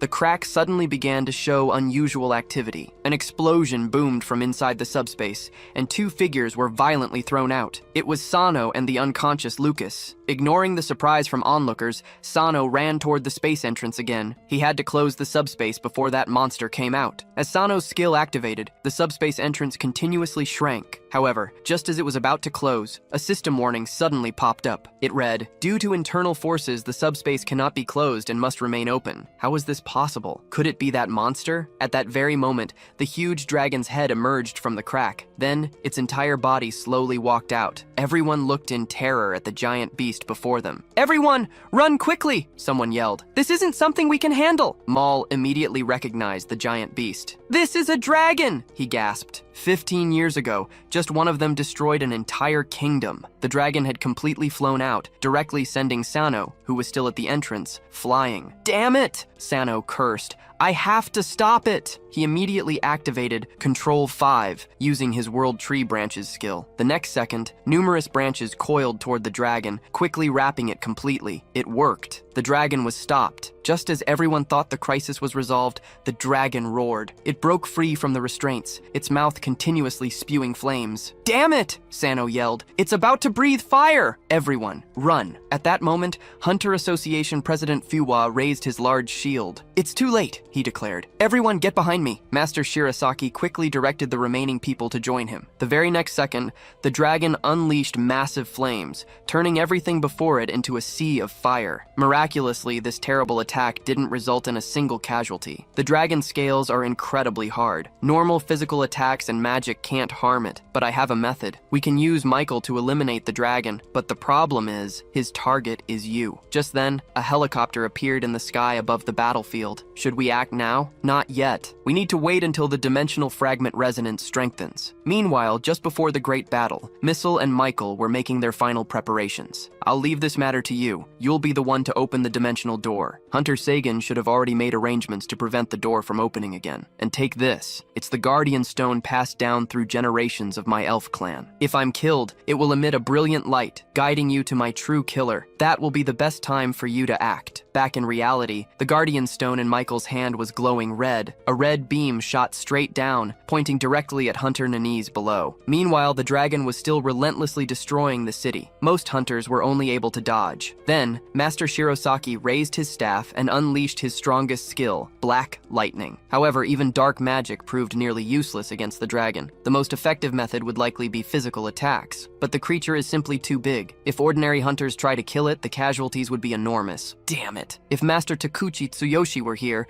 there might be a way. Where did he go at a time like this? In a corner of the battlefield, two hunters discovered strange, wriggling sludge. The next second, its temperature began to rise steadily. With a bang, a stone figure burst out of the sludge. It was Master Takuchi Tsuyoshi, transformed by the dragon's flames. Looking towards the dragon, he exclaimed, "Damn it! This thing is too big!" Beside him, small stone gargoyles began emerging from the ground. On the other side, I tried once more to use the World Tree's branches to restrain the dragon, but failed again. Then Lucas suggested, "We can put it back in the subspace." "No, if we do that, I won't be able to use the subspace. But we can use the Holy Sword. I know you copied the Holy Sword when you were in the subspace. Copy the Holy Sword tens of thousands of times, simultaneously using the power of Holy Light. I think that's feasible, but the real problem is how to push it into the subspace." Just then, Master Takuchi Tsuyoshi approached from behind. "Kid, I need to borrow your stone gargoyles," he said. Sano was puzzled, unsure of what he intended. "I'm going to make that big guy pay." They quickly reached an agreement. Sano would open the subspace door, and Master Takuchi Tsuyoshi would push the dragon in. Soon, the moving stone gargoyle cores were being pasted. Numerous cores were copied. The moment they hit the ground, they instantly transformed into small stone gargoyles. Master Takuchi Tsuyoshi immediately stepped forward, striking the ground with force. I hadn't expected the effect to be so good. The stone gargoyles matched his armor perfectly, but the dragon quickly stood up again. It seemed one hit wasn't enough, and Takuchi Tsuyoshi was about to try again. However, I acted first. I commanded all the stone gargoyles to shoot out,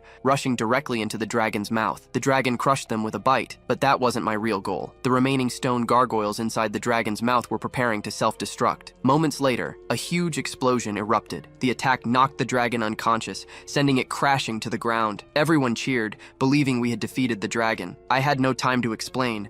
I immediately ran toward the beast, knowing I had to get it into the subspace before it woke up. I activated Control 5, opening the dark subspace. A spatial crack immediately appeared behind the dragon. "Master Takuchi Tsuyoshi, can you do it again?" I asked. "Your stone gargoyles all self-destructed, so I can't do it like before?" The situation was awkward. If I copied brand new stone gargoyles, their levels would be too low. Just then, Hunter Neen stepped forward with a suggestion. "We can use Hellfire's shockwave," she said urgently. "We must hurry!" If it woke up, it would be dangerous. But just then, the dragon had already awakened. Maul immediately warned everyone to run. The dragon opened its mouth again, ready to breathe fire. Hunter Nini immediately rushed toward it. "If we let it breathe fire, we're all done for," she exclaimed. Just as the dragon was about to breathe fire, Neen swung Hellfire with all her might. Hellfire shot straight toward the flames, but was immediately swallowed. In an instant, the entire block was filled with scorching flames. Seeing this, I immediately used my shadow movement skill, teleporting to Nene's side. I wrapped us both in spider silk, then controlled the silk ball, shooting it outward. We successfully reached a place unaffected by the flames. "Nene, how are you doing?" I asked. "I'm fine," she replied, "but my witch's blade..." Just as she finished speaking, the witch's blade appeared nearby. "I brought it along just now," I told her. I activated Control C. The system notified me that I had contacted the witch's blade and would automatically copy it. Because its properties conflicted with the holy sword, the witch's blade would be copied to the subspace. I hadn't expected items touched through spider silk could also be copied. Nene turned to look at the dragon. "This big guy's flames are too terrifying," she said. "How should we deal with it?" Just then a voice announced, "This is the moment." The voice continued, "Control F, cutting the target object." Immediately, a yellow light descended from the sky, covering the dragon. I and Nanis were also caught within the light's coverage. I looked up at the sky in shock, an ominous feeling washing over me. A system notification popped up. Control F. Discovered someone is using Control F. "Oh no, it's Michael," I thought. Lucas immediately shouted to me from outside the yellow light. "Danger! Get out of there immediately!" Reacting quickly, I immediately activated my skill, Control 5, using the giant king spider's silk. Immediately, black gas began rapidly covering the surroundings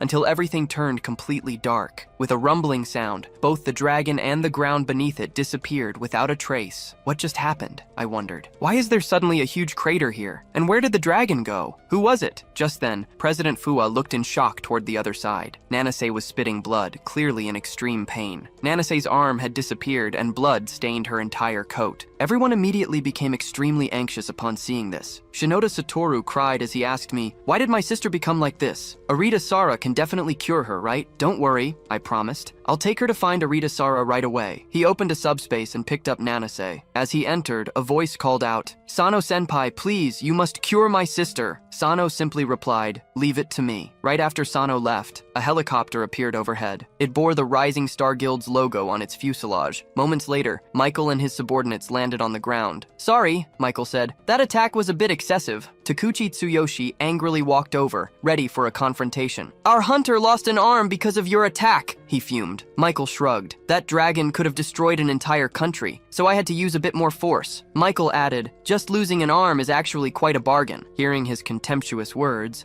Master Takuchi Tsuyoshi instantly flared up. As both sides were about to come to blows, President Fua arrived just in time, stepping between them. "Sorry to interrupt," President Fua said. "I'm the president of the Island Nation Hunter Association. Either way, thank you for your support." At that moment, Lucas walked over. He immediately exposed Michael's disguise eyes. He's the mastermind behind all of this, Lucas declared. This revelation shocked both President Fuwa and Takuchi Tsuyoshi. Seeing his cover blown, Michael stopped pretending and smiled. That's right, Michael admitted. This was all my scheme. Unfortunately, you'll all be staying here forever. With that, he activated his skill. He uttered, Control A, select all objects to be deleted. Meanwhile, Sano was continuously running through the subspace with Nanase. He quickly reached the hospital's space. Sano mused. Just as I guessed, with a subspace I can move freely within the corrupted tree's barrier. Inside the hospital room, a spatial crack suddenly appeared. Sano emerged, still carrying Nanase. Sarah, quickly, help look at Nanase's arm, he urged. Arita Sarah was still in shock from the scene before her. Sano had already activated another skill, Control 5, pasting infinite magic power. He knew that for Arita Sarah, as long as she had enough magic power, she could restore Nanase's arm. He then activated Control Plus, repositioning the target's arm. What they thought would be an easily treatable injury suddenly brought up an error message. Objects cut by Control 10 cannot be restored. Arita Sarah had never encountered a situation like this, and she panicked. I don't seem to be able to restore her, she stammered. A system message then appeared. This injury was caused by another curse and cannot be restored through Control Z, Sano cursed. Damn it, Sano thought. If that's the case, what would happen if I used copy-paste? He then copied the cut witch's blade. Control 5, pasting the witch's blade. Just as Sano believed he had succeeded, an error appeared. Cannot paste objects cut by Control 10. The witch's blade in his hand gradually dissipated. Even this won't work? Sano wasn't willing to give up. He continuously copied 3 witches' blades, but each attempt resulted in a failure notification. The copied blades on the ground instantly disappeared. Damn it! I don't believe it! Sano exclaimed. Control 5, infinite copying, Sano declared. Countless witches' blades were copied, only to immediately dissipate. He kept repeating this process, copying and dissipating. Everyone else in the room watched, stunned,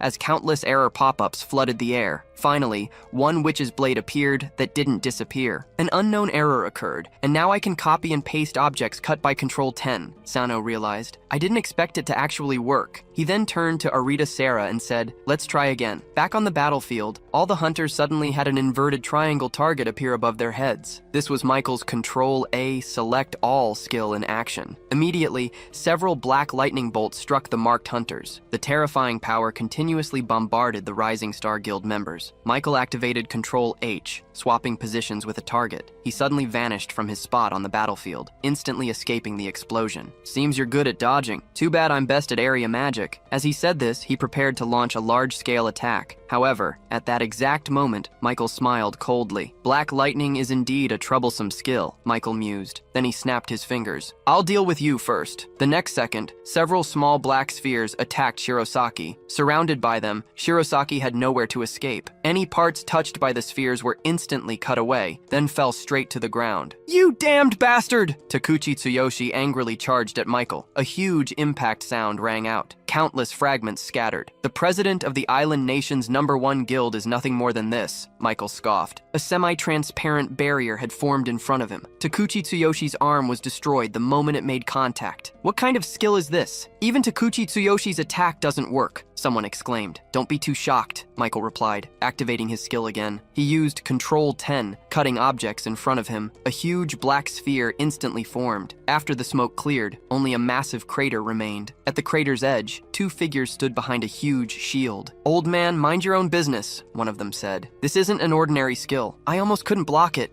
Even my shield has cracks. Hearing this, Takuchi Tsuyoshi was shocked. Isn't this shield supposed to be indestructible by any weapon or skill? Takuchi Tsuyoshi wondered. This legendary giant shield was made from legendary giant bones. To even withstand my curse skill, I advise you to stop while you can, Michael warned. Once the International Hunter Association knows about this, both you and your guild will be finished. What if there's no evidence or witnesses? Michael countered. With that, he activated his cutting skill again. Control +10, cutting selected targets. Countless black spheres then smashed against the giant shield. The terrifying power instantly exploded on the shield's surface. Let's see how long you can hold on, Michael taunted. Under his continuous bombardment, President Fuwa and Takuchi Tsuyoshi struggled to resist. The next second, the shield's phantom completely shattered. The terrifying black sphere then directly hit the shield's main body. Under the massive impact, Takuchi Tsuyoshi quickly grabbed President Fuwa's collar. President Fuwa narrowly dodged, but his shield was already in tatters. Takuchi Tsuyoshi wasn't so lucky. Half his body was cut away. The world's 5th-ranked hunter hunter, ending up like this is truly regrettable, Michael declared. Do you think you've already won? Takuchi Tsuyoshi countered, electricity crackling around his body. Actually, even if my body is blown to pieces, this stone armor won't be damaged. His missing arm slowly began regenerating. He finally transformed into a giant stone person, then swung an angry fist at Michael. However, just as the fist was about to hit, Michael teleported away. The next second, Michael appeared behind Takuchi Tsuyoshi. He activated Control +10 to cut the target, instantly destroying the stone armor's arm. But as long as there were stones nearby, the stone armor could quickly repair itself. It immediately raised its arm again, swinging at Michael, but it was cut away again. Damn it! It failed again! Takuchi Tsuyoshi cursed. An infinitely reviving stone person, truly worthy of the world's 5th-ranked hunter. You bastard, shut up! Takuchi screamed, swinging his fist again. No matter how Takuchi attacked, Michael easily dodged with his teleportation. You might have forgotten, Michael said. My world ranking is 2nd. With that, he quickly cut off another arm from the stone armor. Your attacks are completely futile, Michael stated. Even as he said it, the destroyed arm regenerated once more. Michael didn't let up though, launching dark sphere cuts all over the stone armor's body. It's useless, Michael scoffed. No matter how many times you try. It seemed like an endless stalemate, but Takuchi Tsuyoshi slowly started to notice something was wrong. The number of usable stones around them was decreasing. You finally realized, Michael said. You've already become much smaller. There probably aren't enough stones left to maintain such a large form, Michael continued. I used my skill to remove the stones. I'll make your existence completely disappear. Takuchi was completely panicked at this revelation. His stone armor ability relied on countless blocks, making it infinitely versatile. That's why he never feared anyone. But now, the very stones he depended on for survival were being eliminated by Michael. He simply couldn't accept this reality. Michael then raised his palm. The next second, he sliced away half of the stone armor's body. It's time to end this, Michael declared. Immediately after, he summoned dozens of dark spheres and bombarded Takuchi Tsuyoshi. When the smoke cleared, the stone armor slowly disintegrated. Inside, Takuchi Tsuyoshi was unconscious, falling straight to the ground. The surrounding hunters simply couldn't believe that Master Takuchi Tsuyoshi had lost. Anyone else want to fight me? Michael challenged. Just then, Ares, the head of the International Hunter Association's research department, floated into the air. A massive iceberg began to condense above her head. I will punish you, Ares stated firmly. Michael just laughed. Ha ha ha, do you really think you can do it? You're destined to fail, just like your mother. Don't insult my mother, Ares screamed, swinging her arm. The massive iceberg crashed down towards Michael. Is this the best method you can think of to beat me? How laughable, Michael scoffed. With that, he raised his hand and activated dozens of small dark spheres. The moment they made contact,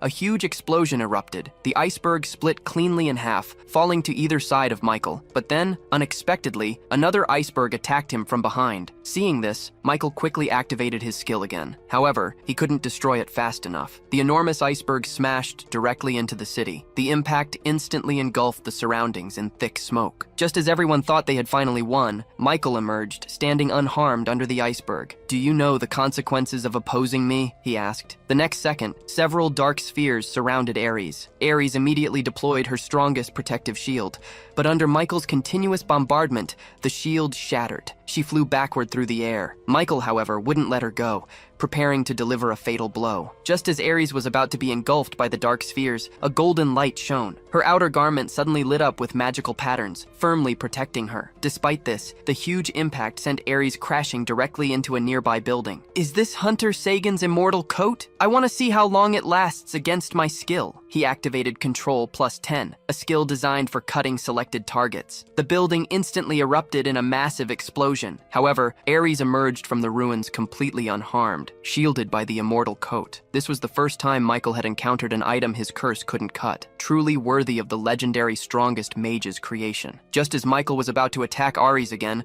Maul charged him from behind with his sword, but Michael instantly detected him. A single dark sphere counterattack was enough to defeat Maul. Shinoda Satoru anxiously ran to his side. Noticing more and more people gathering, Michael decided to deal with these small fries first. He activated Control +A, instantly selecting everyone around him. Once again, the inverted triangle symbol appeared above their heads. As Michael's cutting skill activated, the surrounding hunters began to fall one by one. Those still standing watched in horror as their comrades continuously dropped. Terrified, everyone wanted to flee, but it was already too late. The next second, dark spheres exploded where each person stood. To everyone's surprise, they all survived. It was President Fua, holding his battered shield, who had barely blocked the attack. All survivors, evacuate immediately. This upcoming battle cannot be won by numbers alone. At that moment, President Fua noticed Lucas standing motionless in the crowd. Seeing his trembling hands, Fua said, "If you're also afraid, then I advise you to leave with everyone else. Furthermore, you have no obligation to protect this country. I hope you can testify against their crimes later." Lucas, meanwhile, was struggling internally, falling into deep memories. Hunter Sagan, why do you insist on fighting? Now you even want to borrow the Holy Sword's power. This isn't even your country. When Hunter Sagan saw Lucas, he understood immediately. So your parents refused me because of you. In the near future, national borders and race won't matter anymore. An era is coming where we all must fight with all our might. By then, you'll understand the Holy Sword's importance. At that moment, even if you feel afraid, you cannot hesitate. Faced with this sudden attacker, Michael merely raised his hand. Control! Deleting target! A huge dark sphere instantly materialized. Lucas showed no retreat in the face of this attack. Wielding the Holy Sword's power, he directly shattered the dark sphere. Now that Michael had absorbed Control Plus, was he invincible? Not yet. This was thanks to the Holy Sword's existence, specifically its radiance. Radiance could block all dark forces, and since curse power was similar to dark skills, radiance still had some effect on it. The radiance and curse power canceled each other out,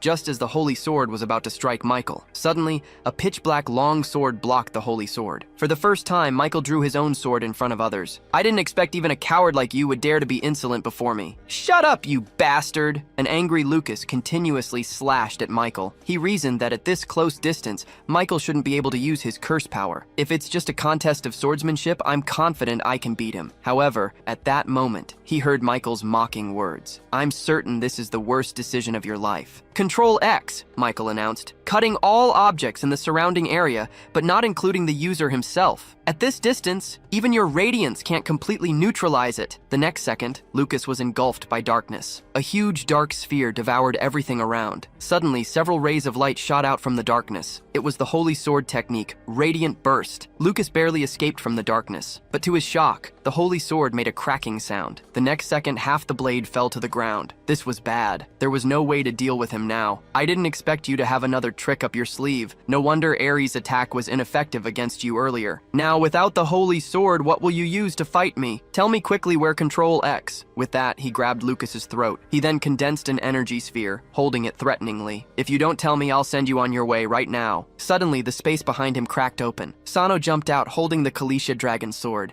Just as he swung at Michael, Michael dodged in time. "To steal others' curses by killing them? I wouldn't feel any guilt killing someone like you." At that moment, Michael suddenly noticed his dimensional fragment was resonating. This meant the guy in front of him also had dimensional fragments. He was even holding the Kalisha dragon sword. So, this was the Control X Michael had been looking for. Just as Michael was about to attack, a hellfire quickly shot towards him. The moment he was about to be engulfed by flames, Michael used Control X to teleport away. Hunter Nanas, standing in the distance, glared at him, completely unharmed. Shinoda Satoru was overjoyed to see his sister safe and sound. It was a miracle. Even Master Kanda's healing arts couldn't achieve such a quick recovery. Most shocked, however, was Michael, knowing the damage his Control X usually caused. This meant her wound had been preemptively healed, even before she was injured. Suddenly, Michael was drawn to a surge of magic power in the distance. Arita Sara was holding a giant's heart, treating Master Shirasaki. "She actually has Control Z. I need to target her first." Nanas, seeing this from a distance, immediately swung her witch's blade with force. Two sword lights rushed straight at Michael. However, Michael simply condensed a dark sphere,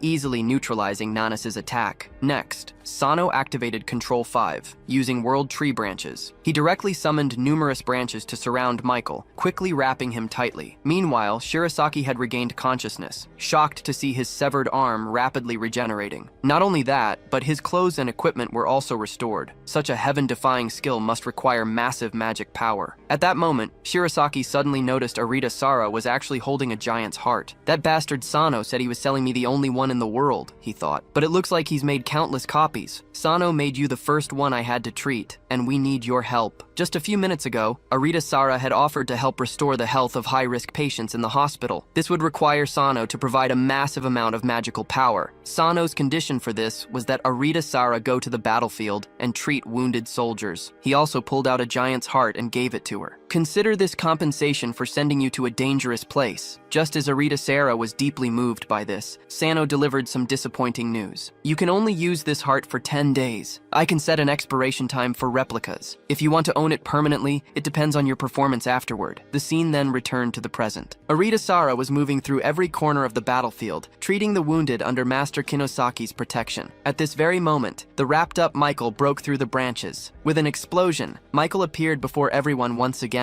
You actually copied the corrupted world tree's branches too. Those are from another dimension. Just thinking about how you can copy items from other dimensions makes me eager to destroy them. Michael used Control-A to lock all surrounding personnel. Seeing this, Nanais immediately unleashed Hellfire, but the same trick wouldn't work twice. A massive sword beam shot straight towards him, yet he simply raised his palm, used Control-A to cut target, and effortlessly blocked it. Nanais had already charged forward. Massive Hellfire swept toward Michael. Seeing this, Michael tried to use the same trick again, attempting to neutralize the attack before him. But even after repeated attempts, he was shocked to discover that the Hellfire not only didn't weaken, but became even more ferocious. With no other option, Michael teleported into the air. This Hellfire was really getting annoying. He then decided to target Nanais first. Activating Control-A, he selected Cut Target. A huge dark sphere swept toward Nanais. Just then, Control-5 activated, unleashing Spider Silk from the King Giant Foot Pearl. Sano used the Spider Silk to wrap around Nanais, pulling her back just in time. Are you alright? However, Nanais didn't appreciate Sano's intervention at all. Don't interfere with my battle. Calm down, this guy is dangerous, Sano warned. You should help transport the wounded. Leave him to me. Right now, I'm the only one who can handle him. With that, Sano charged forward. A calmer Nanais realized she couldn't handle the opponent's strange abilities anyway, so she turned to help rescue the wounded. Sano brought up his system panel. He activated Control-5 to use the light and shadow of Spider Silk and simultaneously triggered his shadow movement skill. He instantly teleported behind Michael and launched an attack,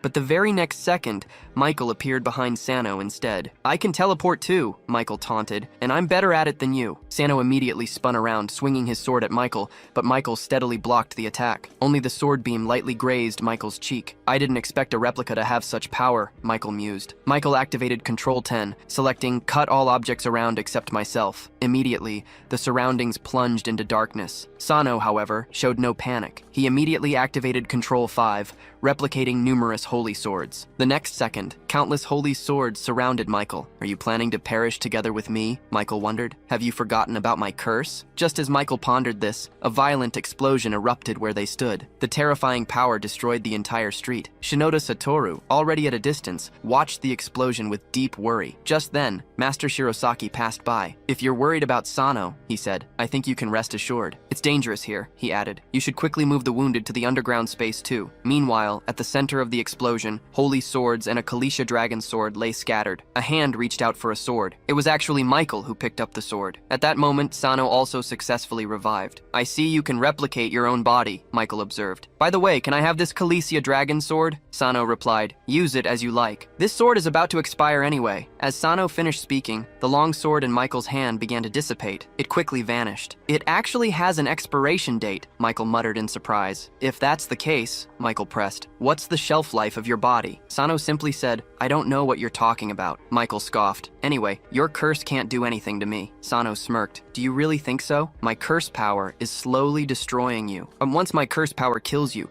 even if you copy and paste yourself back, you'll only become a weaker version. The more times I kill you with my curse, the weaker you'll become. This will continue until you truly die. Sano was shocked. Everything Michael said was true. Even though he had revived, he hadn't fully recovered. His basic defense was 245, his skill level 7, and proficiency level 10. It seemed Sano didn't have much chance of winning, but he had a plan. If his health dropped below 25%, the Kalisha Dragon Sword's Berserk mode would activate. Perhaps that would give him a chance to defeat Michael. With that thought, Sano activated his skill, Control-5, Branches of the World Tree. But just as the branches were about to reach Michael, Michael suddenly teleported. He appeared behind Sano, thrusting a pitch-black longsword forward. It left a deep bloody mark on Sano's neck. Sano's health had dropped below 25%, triggering the Kalisha Dragon Sword's Berserk mode. Immediately, the sword in his hand pulsed with red energy. Sano raised it high and slashed down. Michael watched in shock. Sano's terrifying sword light split the entire street, but Michael, protected by his curse skill, used Control 5 to cut everything around him. He then dodged the strike. Michael spoke. That was dangerous. I didn't expect that sword to go berserk. Too bad you still can't defeat me with just that. Just give up and go to hell. He then activated Control 5, Target. Immediately, black energy erupted around Sano, quickly enveloping him. At this critical moment, Sano used his shadow movement skill to teleport behind Michael,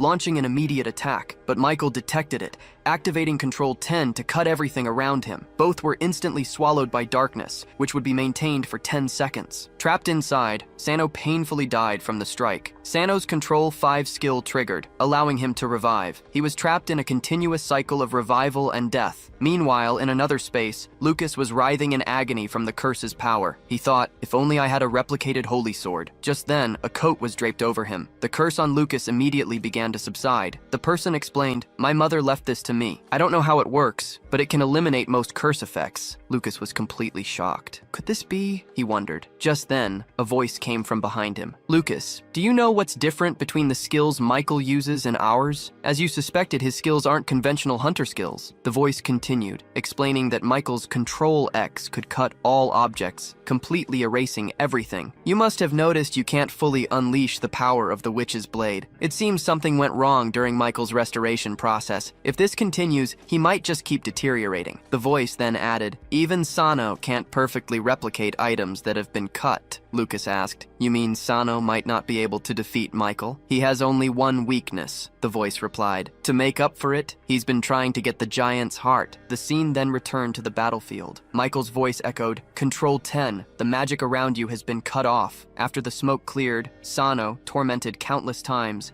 knelt on the ground, covered in wounds. He realized he could no longer use his Control 10 skill. Both combatants were now approaching their limits. Sano gasped, your curse eliminates the magic around you. Is this why you want the giant's heart? Michael scoffed, it's too late for you to know now. What can you possibly do at this point? A system notification flashed. User severely injured, unable to use control skills. Sano quickly opened his backpack, desperate to check his available items. Sano had 3-dimension fragments. They were resonating with his opponent's fragments. It seems you have them too, his opponent remarked. His opponent's words sparked a sudden thought in Sano's mind. The person with the most dimension fragments could combine them, and their power would increase with each one. With this realization, Sano pulled a longsword from his backpack. It seems you can no longer use the power of curse, Michael scoffed. What good is a simple longsword? In a flash, Michael teleported in front of Sano, stabbing him with his own sword. You and I are on completely different levels. Before you die, hand over the fragments you have, Michael demanded. Sano smirked. Since you want them so much, then take them. As he spoke,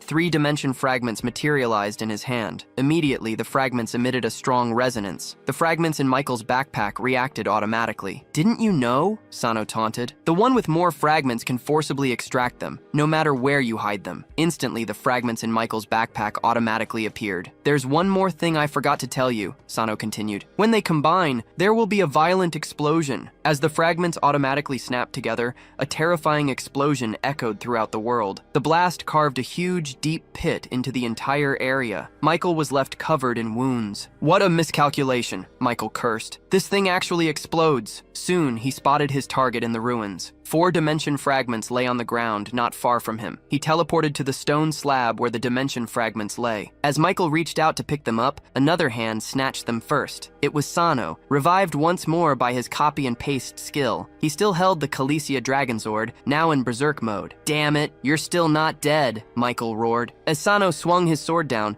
Michael quickly activated his teleport skill, but he was still a step too slow. The terrifying power directly hit him. The force of the sword instantly engulfed the entire block. Let's see you get up from this strike, Sano muttered. Sano then stored the dimension fragments in his system backpack. That was really dangerous, he thought. I almost thought I couldn't revive anymore. Just like that time in the Snow Mountain maze, I miraculously recovered, Sano mused. It seems I haven't fully mastered the power of curse yet. Suddenly, a furious Michael stood up again. Michael began to chant, Control A. Select all objects in this area. I will completely erase you. Control N. Cut selected targets. Black energy continuously surged around the area. How is this possible? Sano wondered. Where did he get the magic for such a move? He realized Michael wasn't drawing on surrounding magic. Instead, he was using the magic within his own body to cast skills. This was bad news. The range was too wide. Even Sano's shadow movement skill couldn't escape it. Moments later, half the city was swallowed by the darkness. Meanwhile, a man holding twin axes arrived at the edge of the dark sphere. This was none other than Turner Miller, the world's #1 ranked hunter. Is this dark sphere Michael's skill? He asked. Yes, this is worse than I imagined. At some point, Shinoda Shiro, president of the Great Sage Guild, also arrived. Boss, he reported, I contacted the White House. They told us not to interfere with matters here. Did the International Hunter Association respond to our request for help? The country is gathering military forces. It's starting to feel out of control. It seems we have no choice. Just then, Turner pulled out the last dimension fragment. Don't be too rash. I came here for a reason. I want to break in. He then assumed a battle stance. Transfer all your magic to me. I'll take care of the rest. Shinoda Shiro then infused Turner with his vast magic power. Control Plus begins storing magic. Overwrite previously stored magic. As the magic flowed in, Turner soon held 10 times his own magical power. Grant user unique skills compatible with Titan X. Soon, his body was surrounded by the ghostly forms of 2 giant purple axes. Wielding his 2 large axes, he leaped from the rooftop. He slashed directly toward the dark sphere below. This is using my magic to enhance his weapons, but this alone still won't be enough to destroy the dark sphere. Just as Shinoda Shiro prepared to help again,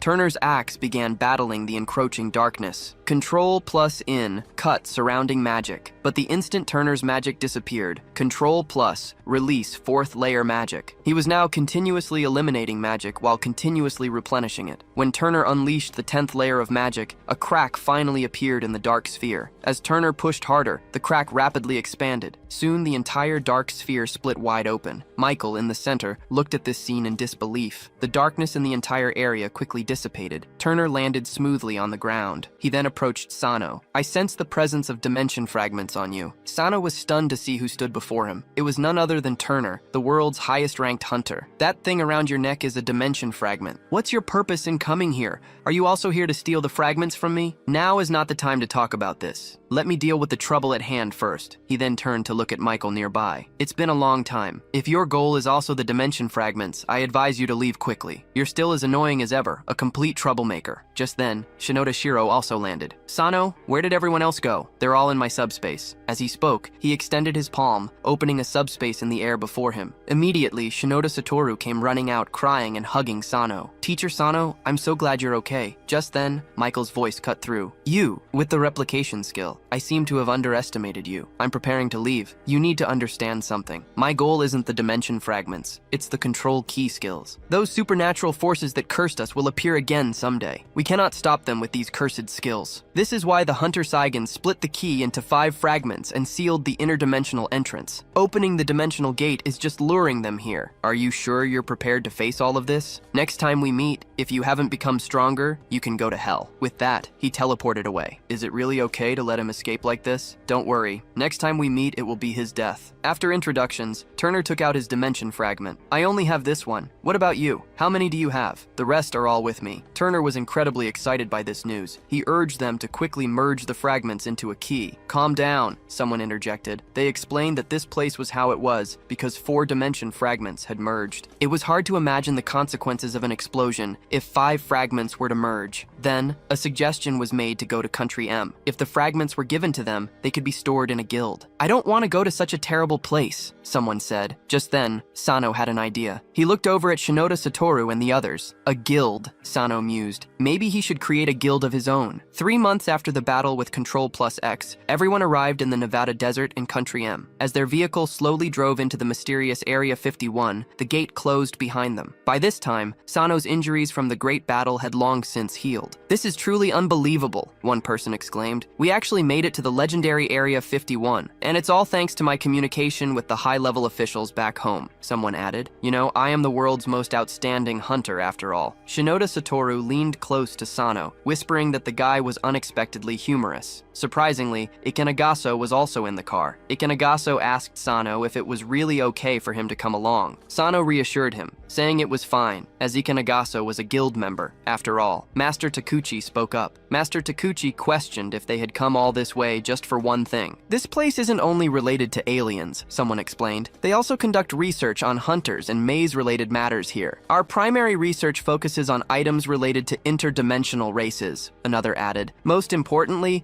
our recent research has focused on special skills called curses. Arita Sarah was very surprised to hear this, realizing it was why they had brought her along. Everyone was looking forward to one thing, building a passage to another dimension. Not everyone thought this way, however. Opening the dimensional gate wasn't just simple research. Barris, you're too cynical, someone remarked. From humanity's perspective, if the dimensional gate opens, we'll all gain more research and development opportunities. Plus, Hunter Sano's father's research would become much clearer. Sano internally wondered what his father had truly been researching. His real purpose in coming here was to explore that truth. This takes us back 3 months to the H-Country Hunter Association building. A post-war hunter meeting was being held. By then, Michael had become a global fugitive. So, how is the destroyed city doing now? Someone asked. Don't worry, everyone, came the reply. The city is currently under repair and has already been about 80% restored. This news surprised several people in the meeting. How had so much been restored in just 1 week? How was that accomplished? Someone pressed. I'm sorry, but this involves classified information I cannot disclose, the speaker replied. We have special personnel whose information cannot be made public. What I can tell you is that Sano deserves most of the credit for resolving this crisis. The people in the meeting room immediately started discussing this among themselves. Sano, however, didn't care about their opinions of him. He turned to Nanessa and asked how Lucas was doing now. Nanessa replied that Lucas's family had considerable influence,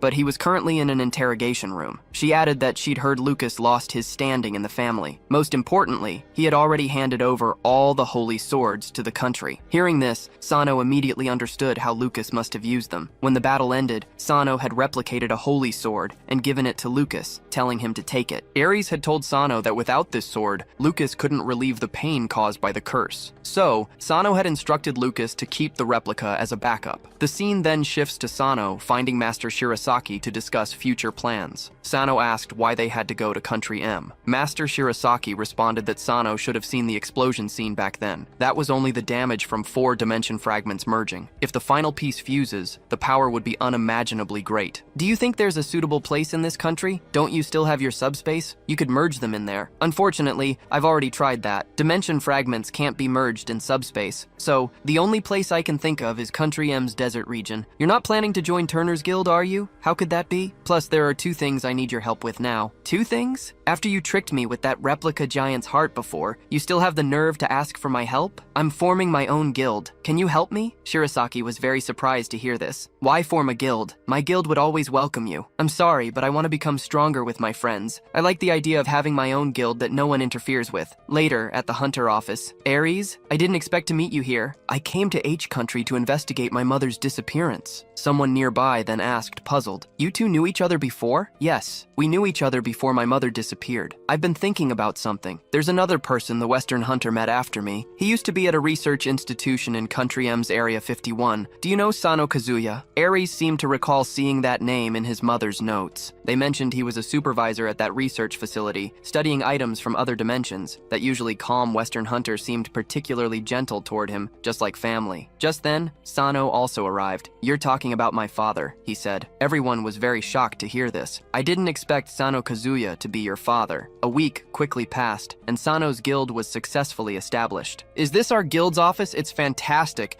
and I'm also the guild's 2nd member. Someone nearby quickly argued, I think I'm the 2nd member. You're at most the 3rd, someone else retorted. Why are you so obsessed with this order? Hunter Nanase and President Fuwa even came to congratulate Sano. Sister, why don't you quit the association and join us? You're always welcome here. The President Fuwa then said, you two are really something, poaching my people right in front of me. While everyone was chatting, a figure walked in from outside. It was Lucas. I've been abandoned by my family and now have nowhere to go, Lucas stated. I originally planned to become the 1st member of this guild. You still want to be the 1st? Stop dreaming, someone scoffed. Even I'm only the 2nd. Someone else nearby asked, puzzled, who is the 1st member anyway? Sano spoke up. It's time to welcome our 1st member. The scene then shifts to the underground city of the Skull Tomb. Slave number number one, what are you doing? How dare you forget to collect the skeleton sword on the ground? The man being ordered around in the corner immediately responded, yes, I'll pick it up right away. Another black-haired man then asked, puzzled, what's his name? Why do you call him slave number one? What's his name? I think it's Ikanagaso. He owes the Mattis Guild billions in debt, so he's basically a slave for life.